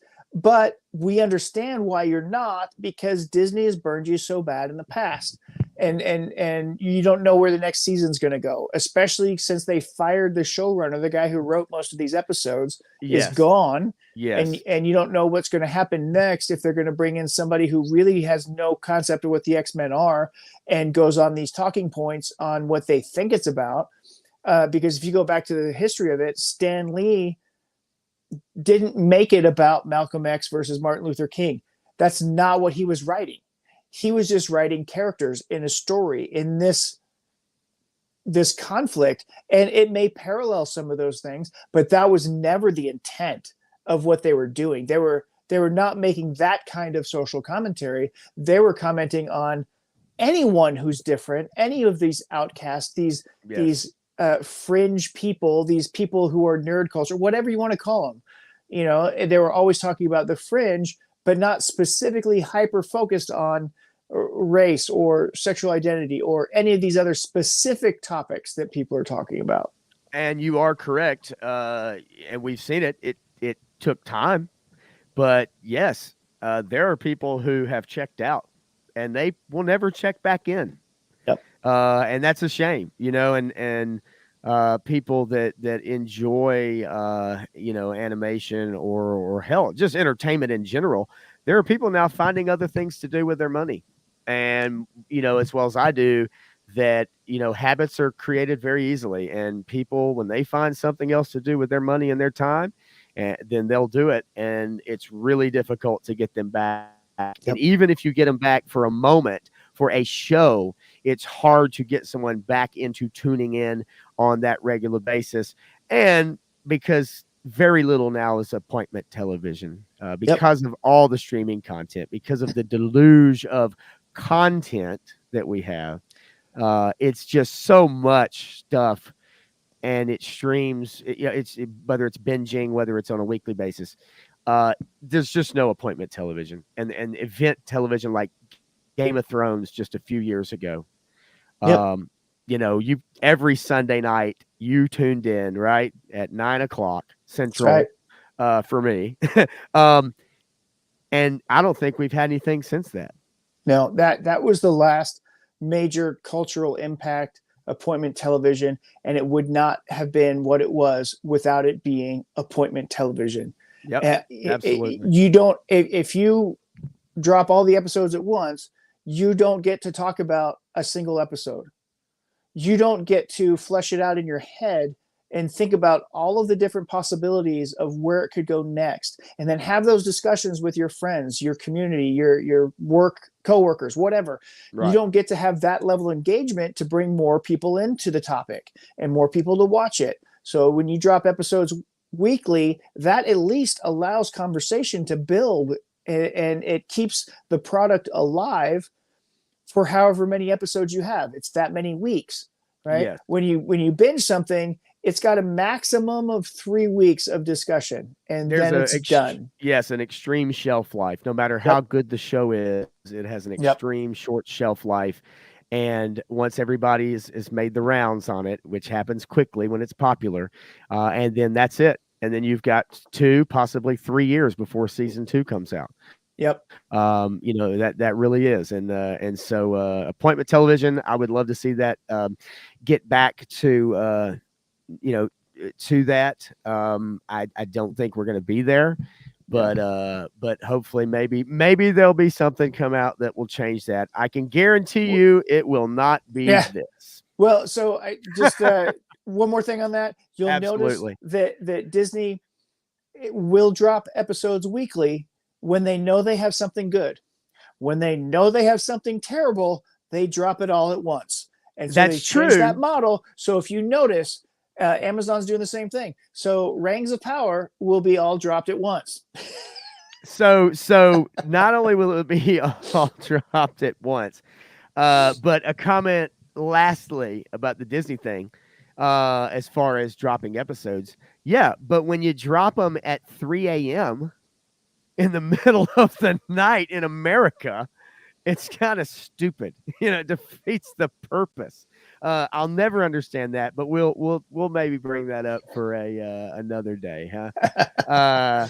Rings of Power. I hate to even say the Rings of Power, because this just has no spirit of the Lord of the Rings in it. No. Anybody that saw season 1, um, I So did find people who enjoyed it. I actually found people who came into my bar and enjoyed the show. I would dare say I could use the term normie. yeah, Okay. no, I mean, And that's and and that's that's fair. okay. No, Right. that's fair. And if you are not a fan of Lord of the Rings or Tolkien or know anything about it, I could see where you could watch this and say, "Hey, this is an interesting fantasy show. I don't know where it's going or whatever." Right. My biggest issue was before the show was finished, they fired Tom Shippey, who is the greatest Tolkien scholar of the current era. He knows more about Tolkien lore than any other human being alive currently. Amazing to listen to also. Like, Eh, amazing to yeah. listen to talk about Tolkien. Like, it is awesome. And he has the greatest passion for it. And, he started talking about stuff that, maybe it violated an NDA. Okay, that's a valid reason to fire him. But I think he was not thrilled in the direction that they were trying to go. And they said, okay, well, we don't need you. Go away. And subsequently, they created a show that has nothing to do with Tolkien. And they didn't have the Yes. rights to the lore. So Right. they don't they have a minuscule amount of lore that they can even touch on, and then they had to change things and lie about it. Say, well, Harfoots aren't hobbits. Well, actually, yes, they're a subbreed of hobbit. Hobbit is the Yes. the parent breed, and then you have Harfoots and some other ones underneath it. And so it goes on from there. And they just lied about everything, and they brought on people who would never watch the show, and we know this because they never did watch the show. Yes. Comment Never, on it. never. Yes. Absolutely. Um, it was pretty evident, in just okay, number 1, like you said, they didn't have the rights to much material, and they're covering, you know, with thousands of years, and trying to cram all that into a few episodes while you're trying to, explore and develop characters, but then obviously changing those characters, portraying them in the way they are not meant to be portrayed. Ever, not Um, a- ever in their and entire then lifespan. yes, trying basically putting Gandalf into the show without saying it's Gandalf. You have a wizard. They obviously can't name him. They never name him. He doesn't even speak, basically, for most of the entire thing, if I remember right. Well, yeah, I mean they can't name him. They can't even Right. talk about his race because Nothing. that's not in the material that they own. And if they did, they're destroying lore because that's not when any of that happened. But Yes. Galadriel's husband was heavily involved in this era, and he's nowhere to be found in the first Nowhere season. to be found. Nowhere to He's be found. he's considered dead.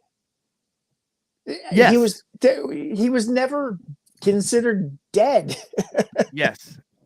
So you talk about playing fast and loose, and because so that's the thing, right? Like because they didn't have rights to really most of what anybody would really want to see Right. and hear, then they play fast and loose with it, Yeah. and try to craft, whatever they can out of it. War Chest also too, Rings of Power, I think would have done better if they had not made a huge deal about how much money they spent. I think people were expecting something mind blowing, and they fired Tom. Yes, that's very true. And Well, they did spend a lot of money on this thing. They spent well, a lot of money on it. there are one or two scenes where it shows, but you know, quite honestly, Godzilla minus one had a Oh man. production budget of like 15 or 20 million dollars, and it has better special effects than any of these shows, any of the Marvel shows, any of these Amazon shows, and it is sickening to think how much they spent on these terrible special effects that they use. Yes, yes. Well, even from the first trailer, if you Yep. remember, if you remember right, yeah, that first trailer, that you could tell that it looked terrible, and this is what they had been working on Good night, for, Krusty. We'll see you on the yeah. replay. Thank you. Thank you, Crow. Really appreciate it, buddy. Thanks for hanging out for a while, man. Um, Yeah, like just the original trailer that they showed before the show aired. Not only did it look, super cheap, but that the red flags went off immediately, right? Yep. And then let's see if this will come up again real quick. I'll just try to let this go for just a minute. Um, So some of I love what some of the other guys are talking about. You know, Amazon drops this trailer, House of Dragon drops their trailer like 2 hours later, and their trailer kills it. And you look at both of them and you go through it all and you go like, hey, look, one's a bag wig show. One of them has actually, proper hair design and proper wigs done on everybody. Yes. Yes. And of course talking about Sauron, Halbrand obviously was the main baddie in the first season. Here's the lovely. I mean, Lovely. I just love the fact that Galadriel, the person who has spent her whole life looking for Sauron and looking for evil, misses the fact that she finds him on a boat and Yes. protects him, and then protects him even after he's gone by telling everybody he's gone or dead or whatever, but he's not. And then he's going to put on some fake ears and a wig and fool everybody. It's like, not I'm not Celebrimbor, I'm so and so, and then takes it off and like, look, Celebrimbor again. I'm Yes. Sauron. Come on. It's I don't know what they were thinking by showing this trailer. Again, If you look this at it, is it's been totally ratioed. and this is what is this, Australia, New Zealand. So this is probably Australia, New Zealand, but even still, you can see the ratio on it right here is Yeah. is brutal. And so yes, it's trying to drum up hype. There's the beautiful man right there.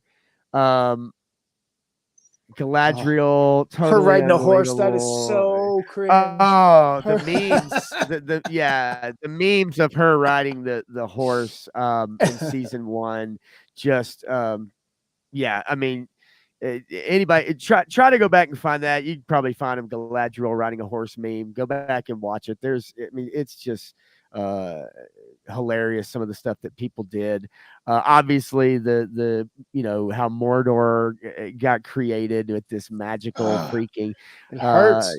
you know, uh, key that turns. Here we go. There you go. Right, and it's like, No, they're one. wait a They're trying to minute. tell. They're trying to tell stuff that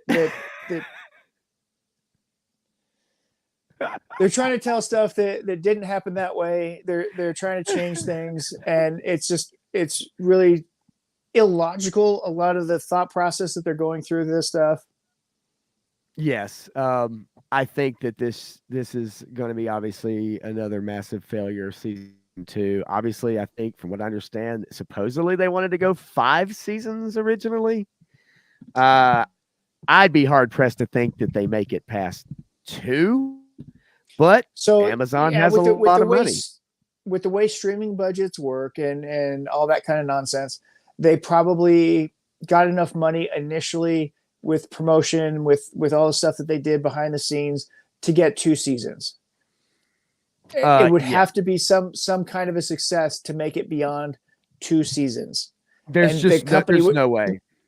the company would have to bleed money into them to create any seasons beyond that. And we've seen it happen before with Star Trek Discovery. It's Same true. thing happened there. They could just continue to throw money at it to have something out there that it's going to be their flagship brand, whether it sucks or not. They're going to keep throwing it out there. Yeah,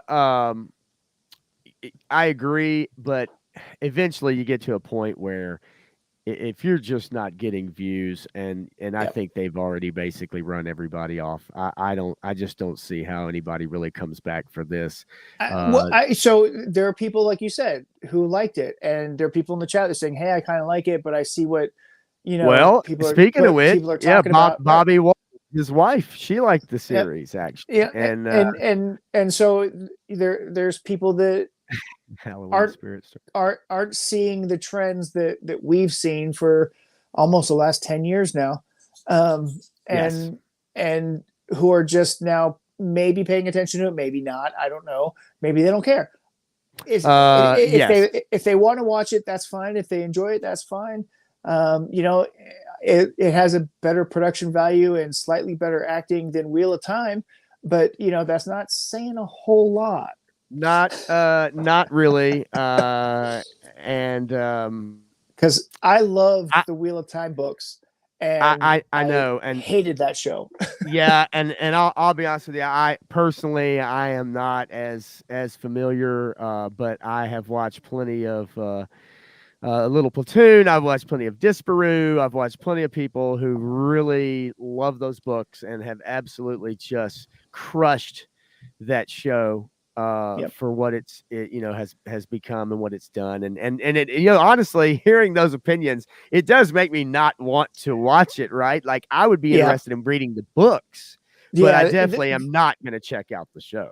So if you want to look at a matriarchal society done well, Okay. then the books are phenomenal because I mean they have female empowerment that is done really well, and female leadership that's done really well, but you can't forget the other side of the story. You can't forget Right. how they got there in that world. And they completely threw that out of the way in the television show. And they don't even touch on the fact of the two sources or any of that stuff. And so they completely negate the entire discussion of the male side of the source and what happened to it and the whole process behind it. And they completely ruined it. But it is a feminist story in a lot of ways, but it does center around male characters and their journey through this world. I mean And that's it would be a okay. fascinating story to tell. Yeah, that's okay. Like, Right. right? Like, there's so many. great stories can be told that have to deal with like some of those things that we hear, buzzwords or whatever. But when it's written well, when it's done well, it doesn't matter. It can be told and it can be believed and enjoyed. Yep. And when it's not, it sticks out like a sore thumb. Yep. And so everything I've heard, Wheel of Time, everything I've heard about it is just brutal. It's not worth And your time that's a watching. Not shame. worth your time watching. Yeah, that's a shame for people that really enjoy those books. Well, and You one know, of the actors who was actually pretty good on it, he quit the show. He said, I'm not doing this anymore. He had oh, some personal issues going on. And so for the second season, they have replaced one of the main characters of that show with a completely different actor yeah. because he's like, I'm out.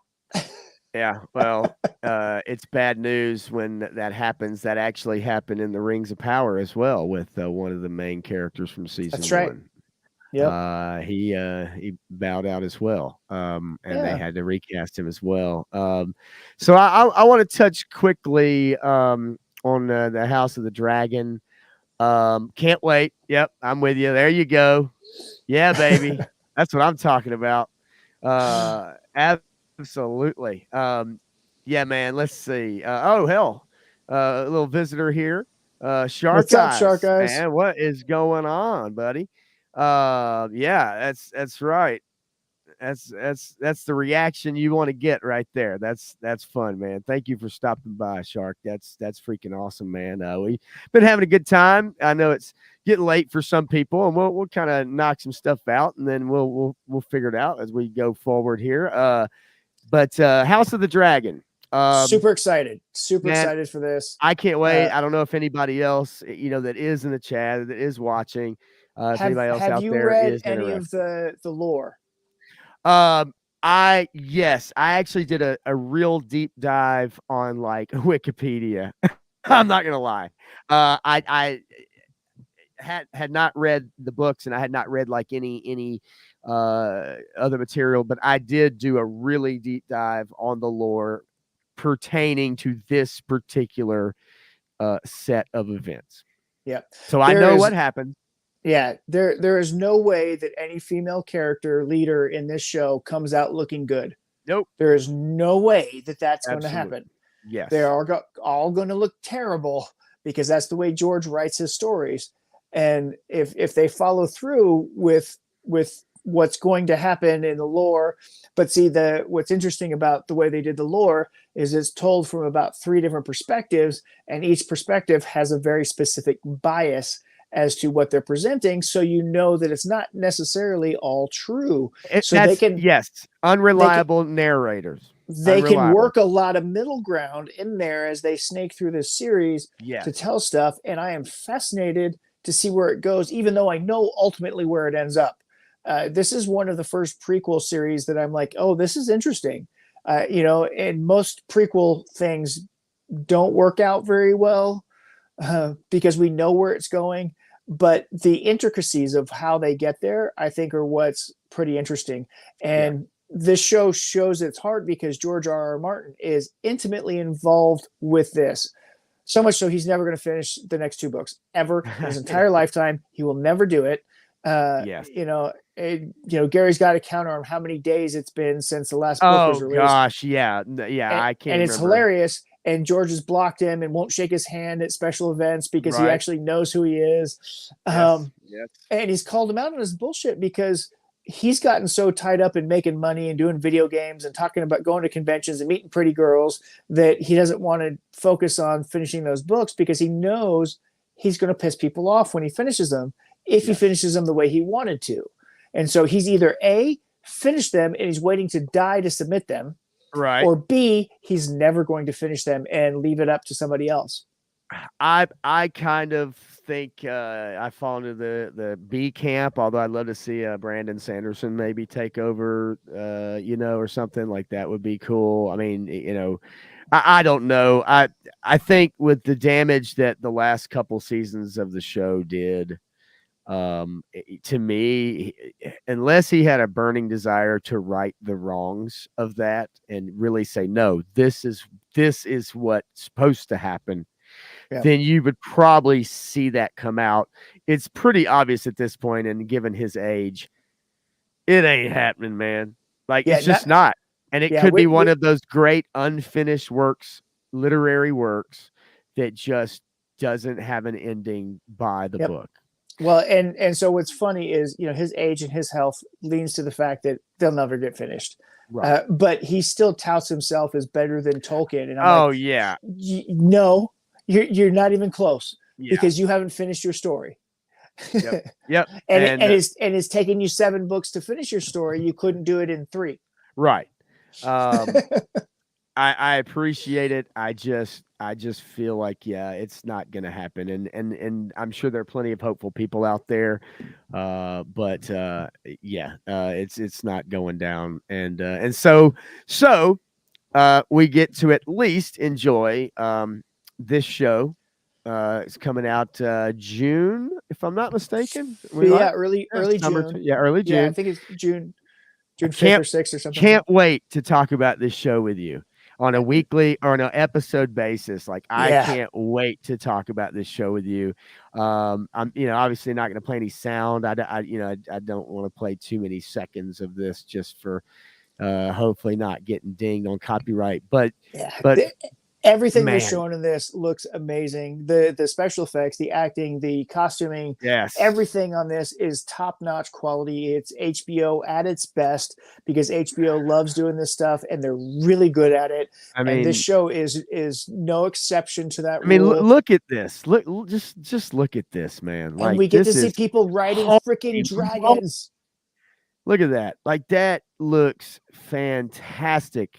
Yes. I love the little videos that they've been putting out showing each side of the war story and where they're at, and then it's what side do you side with. I would dare say most people are siding with the blacks, not the greens. Yep. You Yeah, know, most definitely. I right. mean, but neither side is innocent in all of this. So, Well,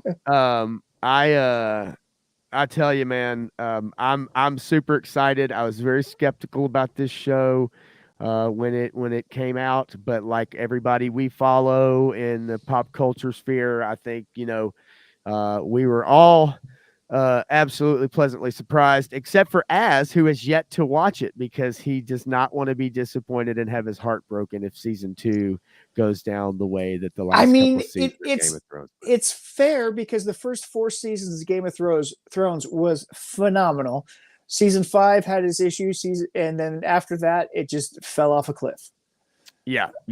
Absolutely. So I can understand. But still, man, Mahler, Gary, I mean, everybody's trying to tell him how good it is. Jeremy, it's like, hey, you got to watch this. You got to watch this. And usually those recommendations go over. So far, they have not. For Az, who is heels versus babyface on YouTube, which I recommend watching him too. He is a lot of fun. Brit, with a great attitude and is very, very funny. And In also a general, huge toy collector. oh yeah, Huge toy collector, yeah, he as is. is. Uh, it, on average, if Mahler is liking a show, I think I'm going to like it because the way he dissects things is very similar to the way I dissect things Okay. and think about things. And Robot Head, similar, also in that vein. Yeah, I love Um, Robot Head. Oh my God, that yeah. guy is fantastic. As a matter of fact, is he not Australian? Yes. Robot Head. Yep. I don't know if Shark knows about that guy. Obviously, you assume that people who come from a certain continent or state or city, You they know all know each everybody. other. You know every Australian, don't you? You meet somebody from like Taiwan, and you're like, "Hey, I got this friend from Taiwan. You might know him." It's like, no, that's not No. how life works. Right. But I love Robot Head too. That great, great. If both of those guys are into something, then So I'm probably going to be into it because again, the way they dissect things is the way that my brain thinks about it too. so 3-star draw says season 1 of Hot D was mediocre at best. Um, that is one of the few people that I have talked to, and he and I believe, I believe we talked about it during when it was on. And one of the things I tried to use to convince him was one of the most powerful scenes. It actually made me cry. Was when Viserys is trying to walk across to his throne. I absolutely cried my eyes out watching a scene of an old man with a cane trying to walk his way to his throne in front of his family. Every detail of that scene was perfect. The acting, Oh, the camera placements, the music scores, yes. the sound effects, every single thing in that scene was absolutely perfect. And it hit all of the correct notes that it needed to convey the impact and emotion of what was actually happening. It Yes. shows a true craftsmanship in filmmaking, writing, and directing and Oh, acting. All of it came together perfect. absolutely. I agree. I'm not kidding, dude. I watched that, and when he, gets to the throne, just it's to do this right for this last thing for his family. If you haven't seen it, I don't want it to, I mean, it's been out. Wow, I didn't spoil it, but anyway, Yeah. and what it took for him to get to that point, considering his condition and everything. Yep. And but man, dude, I am not lying, man. When I watched that, I absolutely freaking lost it. And I'll tell you something, Matthew, and it's being a dad, being a father Yes. really hit home for me just thinking about it right now. Yep. Like just think about it right now. Like I'm being a father, Legacy. and yes, and watching your children, and you just want everybody to get along. You just want everybody to eat dinner. You just it's and you care so much about these people. And man, oh man, like dude, it hit me really hard. I want to say something real quick, man. I to Woody. He's going to catch the rest of the stream of the AM fellas, a dozen off, not because of you, though he's been up since 4. If you've been up since 4 a.m., brother, then you need to get some rest. And I would never hate on that. I appreciate you being here, man. I really do. Thank you so much, Woody. Get you some rest, buddy, and check out the replay and leave a Yeah. comment if you want to, man. Hey, thanks for Thank you. stopping by, buddy. Yeah, man. I, But yeah, I'm go ahead, brother. I'm super excited for this, and I understand if it's not your thing, if fantasy isn't your thing, or whatever it is about it isn't hitting you right, whatever, that's Yeah. cool. Yep. But I'm totally in on it. Yeah, I am too, and again, I'm with you as well. For people that not into it, didn't catch them, it happens. It happens even with some of the most revered movies. I know people that could care not for The Godfather. I know people that don't care about Scarface. I know, there are plenty of other movies like that, plenty of other shows that people have tried to get into and they just couldn't get it. And so I'm not going to hate on that either. I know from my aspect, I definitely though I love it, and I can't wait. And when it comes out, we'll give you guys our episode review. How about that? Talk about it. Maybe we can convince you to check out season 1 again, or watch season 2 if you didn't really like season 1 that much. Just want to touch on this real quick. I don't want to get too crazy with it because we are going on 2 hours now. For those who've been hanging with us, and I appreciate very much so. I just want to kind of jump into the Amazon Fallout TV show. I do want to give a little backstory real quick about for myself. Um, I Fallout New Vegas is my favorite game of all time. Um, I am a gamer. I love playing video games. My son is a big video game gamer as well, whatever you want to call it. Anyway, Fallout. He loves Fallout 4. I love Fallout New Vegas. I love Fallout 3. I enjoy Fallout 4. Um, Mahler did a very interesting and very good deep dive on this show, basically tearing it an asshole, ripping it to absolute shreds. While I agree to an extent with a lot of his points, and I fully understand him making them, and I can see all of them. This is one of the ones that call me a softy for this IP. Um, fanboy. I saw its flaws even when I watched each episode, but I really actually enjoyed the show. Yes, it's goofy. Yes, there's some dumb stuff in it. Um, but for me, I actually really did enjoy it. I had fun. I had a big smile on my face several times during it. But I can understand its faults, and I can understand where people would have a serious problem with it. I was not really one of those people, and it flies in the convention of a lot of the stuff you and I are going to talk about moving forward and what we've talked about even tonight, maybe. It flies in the face of it, but I'm sorry. I was unabashedly smiling watching this show. So what did you think about it? I uh, I don't care for it. I thought it was really. I mean, I like Walton Goggins. I think he's Yeah. amazing in whatever he does, and I love him for it. I love for the effort and the energy, everything he puts into it. But I thought it was pretty dumb as shit. I thought it missed some really key points, and try to reskirt some things. And if you want to get to the nitty gritty of it, I think it's communist propaganda.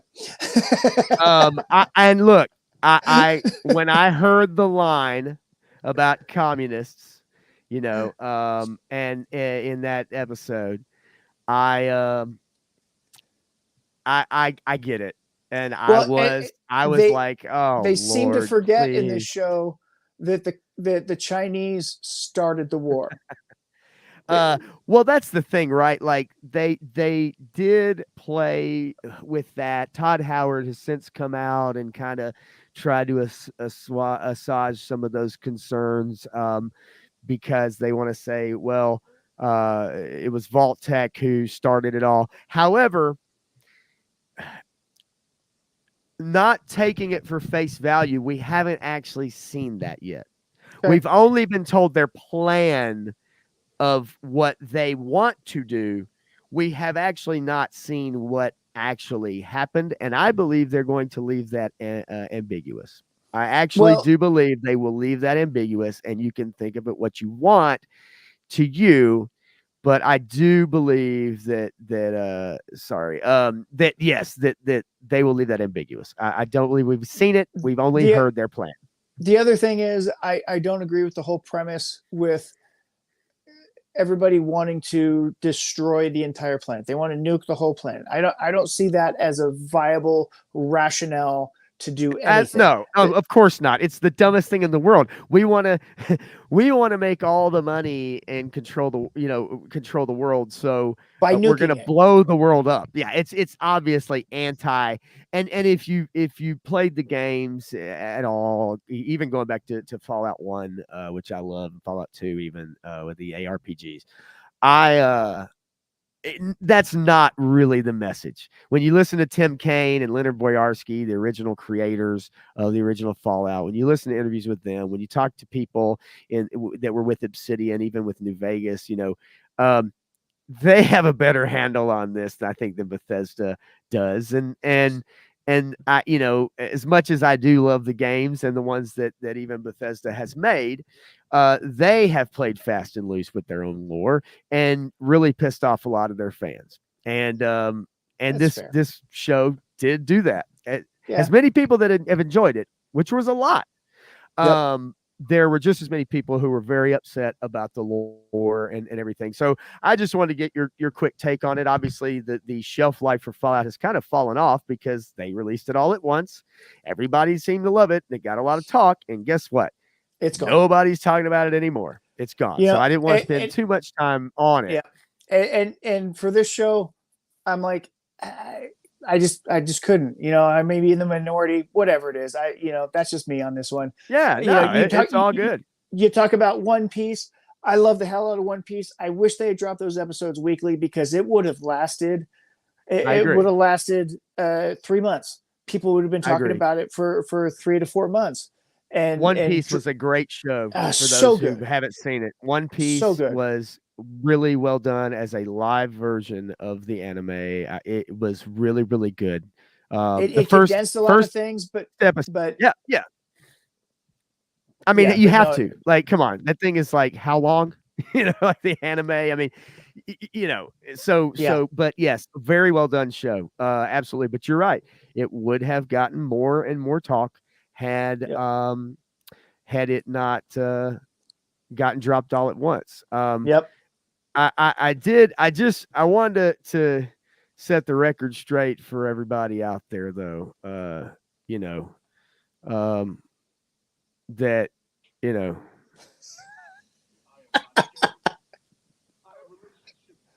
uh, It's not coming I through. can't. It's not I'm not hearing coming. it. Oh well. Listen, for those of you who do know, and for those of you who don't, I'll bring this back in a file that I can share because I absolutely just love that clip. I got news for you. I got news for you. That means you're gay. Have relationships with women, sex with men. I got news for you. Okay, yes, I couldn't help it. I wish it had come through, but I'll unleash that on our world here at some point in time. I tried to get it, kind of screwed it up. Real quick, I did want to clarify something though. I love the fact that Punk wants to call the toy tube community the fellowship. I love that. I love that word just because I really like it. I think it's unique. I love uh, uh, the spirit of it, the spirit behind it. Okay. And you and I both know, I even mentioned in the stream last night, you and I both know that someone gets all the credit for that. And that's Gary Yep. from Nerdrotic. Yep. And so I know you had kind of commented and said, Pop's the one you listen to. I've been trying to say that for 3 years now. What the hell, And so I just wanted those who are still listening or those for the replay to understand. I was using that word in Punk's Pit and some of the other stuff, streams. But I can't take credit for that. I love the fact that he's using it, and I really do. And ever since I heard it, and it kept just kind of getting drilled to me, watching those Nerdrotic Nooners and Friday Night Tights and all those different shows, I just love it, and so that's why I use it, and I like to see other people take it and run with it as well. It means something more. It means something special. It means something more intimate. It's a better word, I think, just because of the connotations that come along with it. And I've gravitated towards it for a long time too. I love it. Yeah, Eric Thurman, right? Fellowship of the Nerds. Yeah. I do. So yeah, I just wanted to make sure, and I actually meant to clear that up at the very top. That I did not want to take credit for that, and I know Punk has attributed that to me, but if that's where he heard it, or whatever, that's great. I'm sure you have probably definitely said that on many occasions, but and Punk chimes in actually, and he's actually still watching or listening. I don't want to call the toy community that. I want to refer to our. Yeah. Okay. So clarifying that, and Yep. actually that's good because I don't want to misspeak. Perfect. Yeah, I don't want to misspeak for Punk, obviously, where I think everyone in this chat comes from, and so yeah, no, I'm with you. And I love the distinction there because it's exactly what I just said. It is the more intimate, more precise description of a certain group of people, and if it's the fellowship, then it's good. It's the fellowship that's our community of people, for whatever term you want to use. And you can talk about the larger community because that's what a fellowship is. Yes. It is a smaller group of people. It is a more intimate group of people. And I fully support your usage of that, Punk. the Lord of the Rings part of it's what really for me, right? Like, absolutely, you just super tight group, man, and absolutely, and everybody's in it for the same reason, together. And so yeah, that's why I love it. But I definitely didn't want to take credit for that. I did want to highlight too about War Chest for real, the hype died and it affects everything for the show. Social media people talking about the show. It sucks they did it that way. Of course, referencing dropping everything at once, which I think you and I both agree week to week is a better method. And if these streaming companies want to learn something about trying to make more money, especially now that advertising is in every freaking thing. It sucks because it's what killed the Tick TV show that they did on Amazon, because Yeah. that show, every version of the Tick has been awesome, and the Amazon Yep. TV show was no exception. And Yes. they dropped it in 2 different segments, and they lost their audience, and it disappeared. Yep. If they had dropped it weekly, that show would still be on, I think, because they had a phenomenal cast and they were going places with it that I thought the satire was perfect on that show. Yeah. Yeah, that show actually was really good. And I remember when it got canceled, I remember I hadn't watched it. It had probably been like 6 months or something like that. It'd been a while. And because I kind of forgot about it, Yeah. But yeah, when it got canceled and I had to go back and watch it again, and it's like, yeah, very clever, great writing. And it's a shame because growing up, and into my teens or whatever and past, watching the animated, that original, was fantastic back in the day, man. Loved it. I mean, let's see. Punk says, Punk with toys. I still think it was a shot at my height. What? We weren't calling you a hobbit. I mean, no, maybe a dwarf. No. Yeah, I would never say that. I mean, the only thing I'm going to try to do at Joe Fest is try to throw you. But yeah, that's a whole different hobby. Dwarf tossing is a thing, right? So hey, it was in Lord of the Rings. That's right. That's it. Yeah, man. Dragon, toss me. Toss me. Man. that was great though. Like, so real quick for the folks in here that are definitely about collecting toys about G.I. Joe, Transformers, Energon Universe. I just wanted to bring these up. Matthew had showed these to me before we went on stream. I have all mine upstairs. If you like comic books, these have been really fun to get into. If you've been burned by a lot of the recent stuff, by Marvel and just a lot of the comics that have kind of we've watched go by the wayside, these have done a wonderful job. Yes, Energon Universe, the new Transformers is really fun. The Duke and the Cobra Commander are really fun. And of course, we're getting Scarlet and Destro. Eric Thurman, I will not spoil those. I do not want to do that for anybody. Right? They are worth buying, though. They're worth seeking out if you have a comic shop near you or you feel like getting them order them shipped to you. I don't want to get into spoiling anything for sure. But of all the series that has come out from Skybound in this time frame universe, I haven't read the Transformers stuff. I want to read the Transformers stuff. People are going crazy about it. I have read Duke and Cobra Commander, and they're awesome. Cobra Commander, the 5th issue comes out tomorrow. And so the final issue of the Cobra Commander series comes out tomorrow. You get to see how that ends. Yes. These have been phenomenal storytelling, and I hate Duke.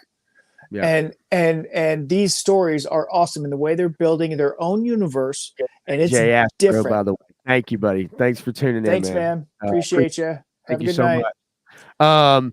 And then they launched the Energon Universe comic book issues with Free Comic Book Day. Yeah, and they're showing the difference in the Energon Universe, Codename G.I. Joe, and these other miniseries that they're doing to build up to it. But Codename G.I. Joe is going to be the main Skybound Universe G.I. Joe book going forward that will probably intersect with Void Rivals, Energon Universe, and Transformers. Yeah, I love it. I love the writing. The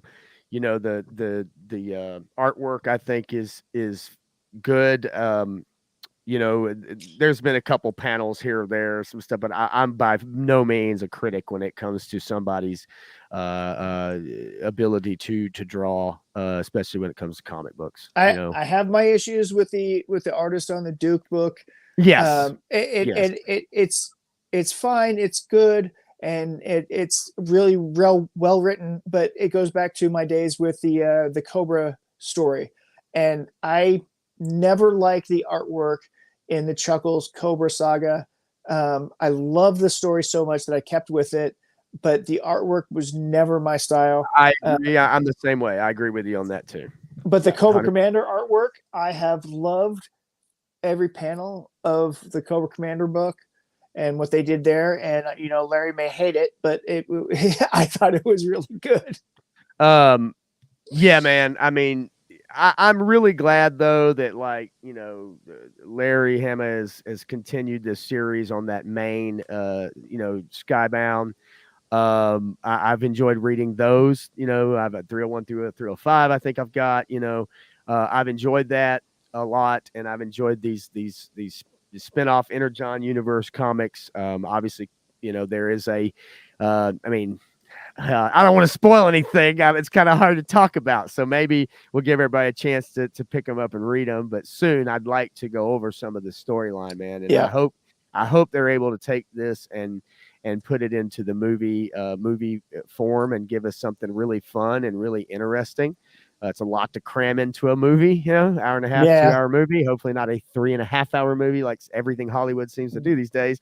Bobby, Bobby Wold, I like the Energon universe, but Void Rivals is a little slow. That's I what totally Matthew agree. said. I Yep. have them. I have not read them yet. Also, Bobby had something to say earlier that the Scarlet book had 80,000 on pre-order, a new record for the last 20 years in G.I. Joe comics. I believe it because I think this thing is really blown up. I think the classified line has blown up, at least popularity wise, has brought a lot of people back into the fold, so to speak. I don't know how far it's going to go toy Yep. wise, but I think this I is don't going want to to do rain well. on anybody's parade or anything. And I have real hesitations with the Scarlet book. There are some creators involved with that Scarlet book that I'm not a Okay. huge fan of. And so I'm gonna get them. I'm gonna get those 5 issues and check it out for sure. But I do have some reservations with the creators involved and what they've shown us already. It changes the lore so much that I'm like, I don't know if There, I can there, get there. yeah, there is some stuff I'm a little like, yeah, I'm with you on that. I won't go too much into it, Yeah. but you're right. Yep. There is some stuff I'm kind of like, I don't know about this. We'll see. Eric, I got to say the Chuckle story isn't good. It's phenomenal. If you Good get the story. last laugh, it's an incredible story. I say it's better than good. The, I the, think it is my second favorite GI Joe through line ever. That and the POW story from the 62 to 67.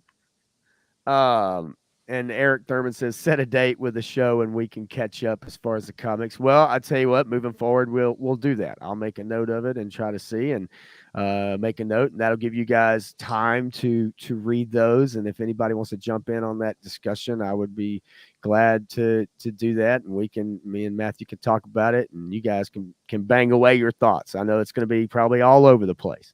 Going back to Shark Eyes real quick. Yes. Skybound turned Duke as an eternal hatred of that character around for me. I'd buy that version in classified.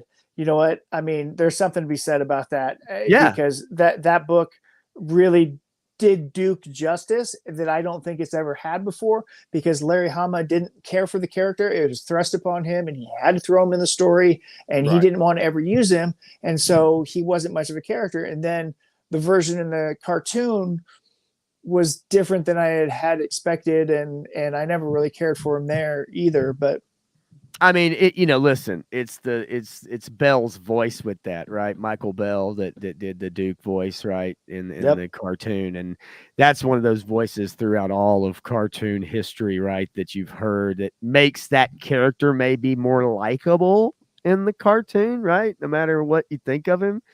Yep. It just sometimes that happens that way, right? I mean, Michael Bell and BJ Ward, they were the voice of our male and female characters in the 80s, right? They were everywhere. Yeah, man. And I got my picture with them in 2014 at JoeCon because they were such amazing people. And Morgan Lofton was there too. She's also amazing. Well, and Michael Bell was in the Transformers 40th anniversary event as well, and that was fun. And every time he talked, I had Duke's head in my brain. It's like literally that happened, So yes, I mean, I don't know about you, Matthew. We've gone about 2 and 20, man. I know if there's anything else that you want to really bring up, I there was some news things, but honestly, they kind of tied into the comics as well, and I can save those for next time. Yeah, I do got to get going, but Yeah, I do want to say these yeah, Savage Sword of Conan books that are out, the Conan comics that are out, and the Savage Sword of Conan, they're different. One is a regular comic book. This is like an anthology, so it's black and white.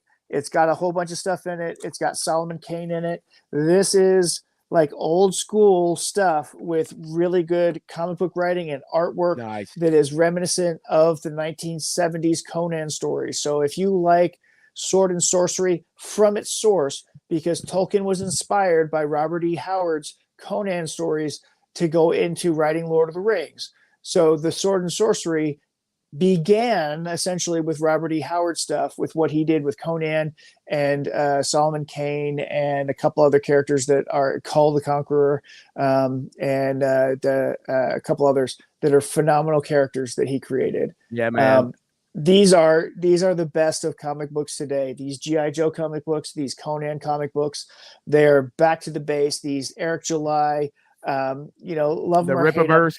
The Rippaverse is writing good stories. He's got Chuck Dixon. He's got Yes. El Taib on there. He's Yep. got a bunch of good, high quality people that he's paying them more than Marvel or DC could ever pay them to come work for him to write and draw and create quality stuff for him, because he's hiring the best talent. And Yep. so it's not just him, it's the Saska sisters. It's really great comic book talent that he's poaching because he can right now, because I mean, he's made millions of dollars on each one of his comic books released, which is more than DC has made on any graphic novel in a long, long time.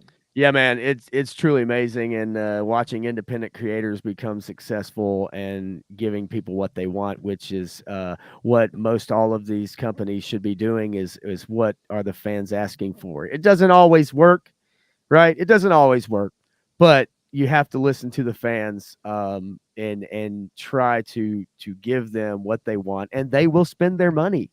When you don't, and you really go off the beaten path and do some of the things we've talked about earlier with a lot of the social issues, people tune out. And when you lose your ability to have escapism, and escapism turns into real life, then you can't escape from real life, and people don't Yep. want that. They will That's go that's that's other not the point. avenues. Yep. Yep, they will go other avenues. War Chest. I'm a big fan of Cthulhu mythology too. Also, the best Cthulhu movie I've ever seen is called Color Out of Space, and it stars Nicolas Cage. And it was supposed to be part of a trilogy, but the director got Me Too'd. There were still thoughts that he might come back and do the other two movies at some point. And the third one would be Call of Cthulhu. And I would hope that he gets to make them. But that Color Out of Space and the original, or not the original, but the 1982 Thing movie, best man. Cthulhu movies that Right. are out there for that interstellar horror stuff. Yes. Yeah, he was the right pick for that movie. Yep. It's really good. If you haven't seen it, Color Out of Space is really, really good. And I know earlier that Legends said he had to hit the hay, and I kind of missed that. But I want to say thank you, Legends, for stopping in, and make sure that I say get you some rest, buddy. There it is, rock and roll. I got to get me one of those, man. Freaking laser light at the planetarium with a laser light show.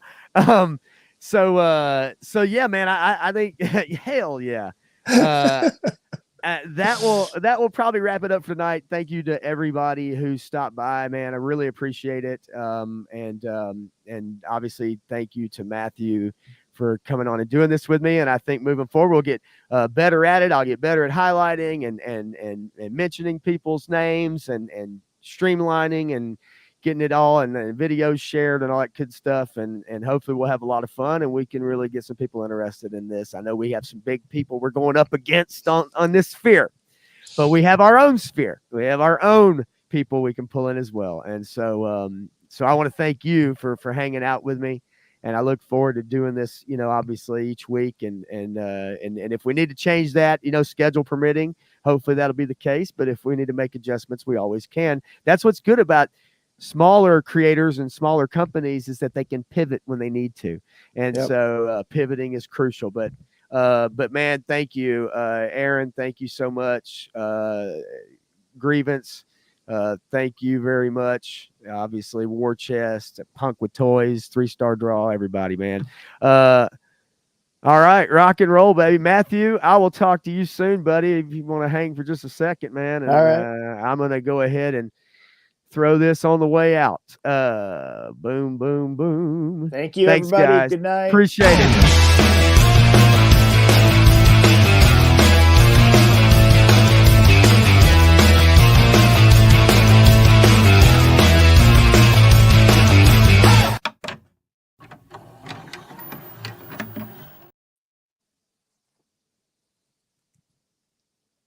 There we go.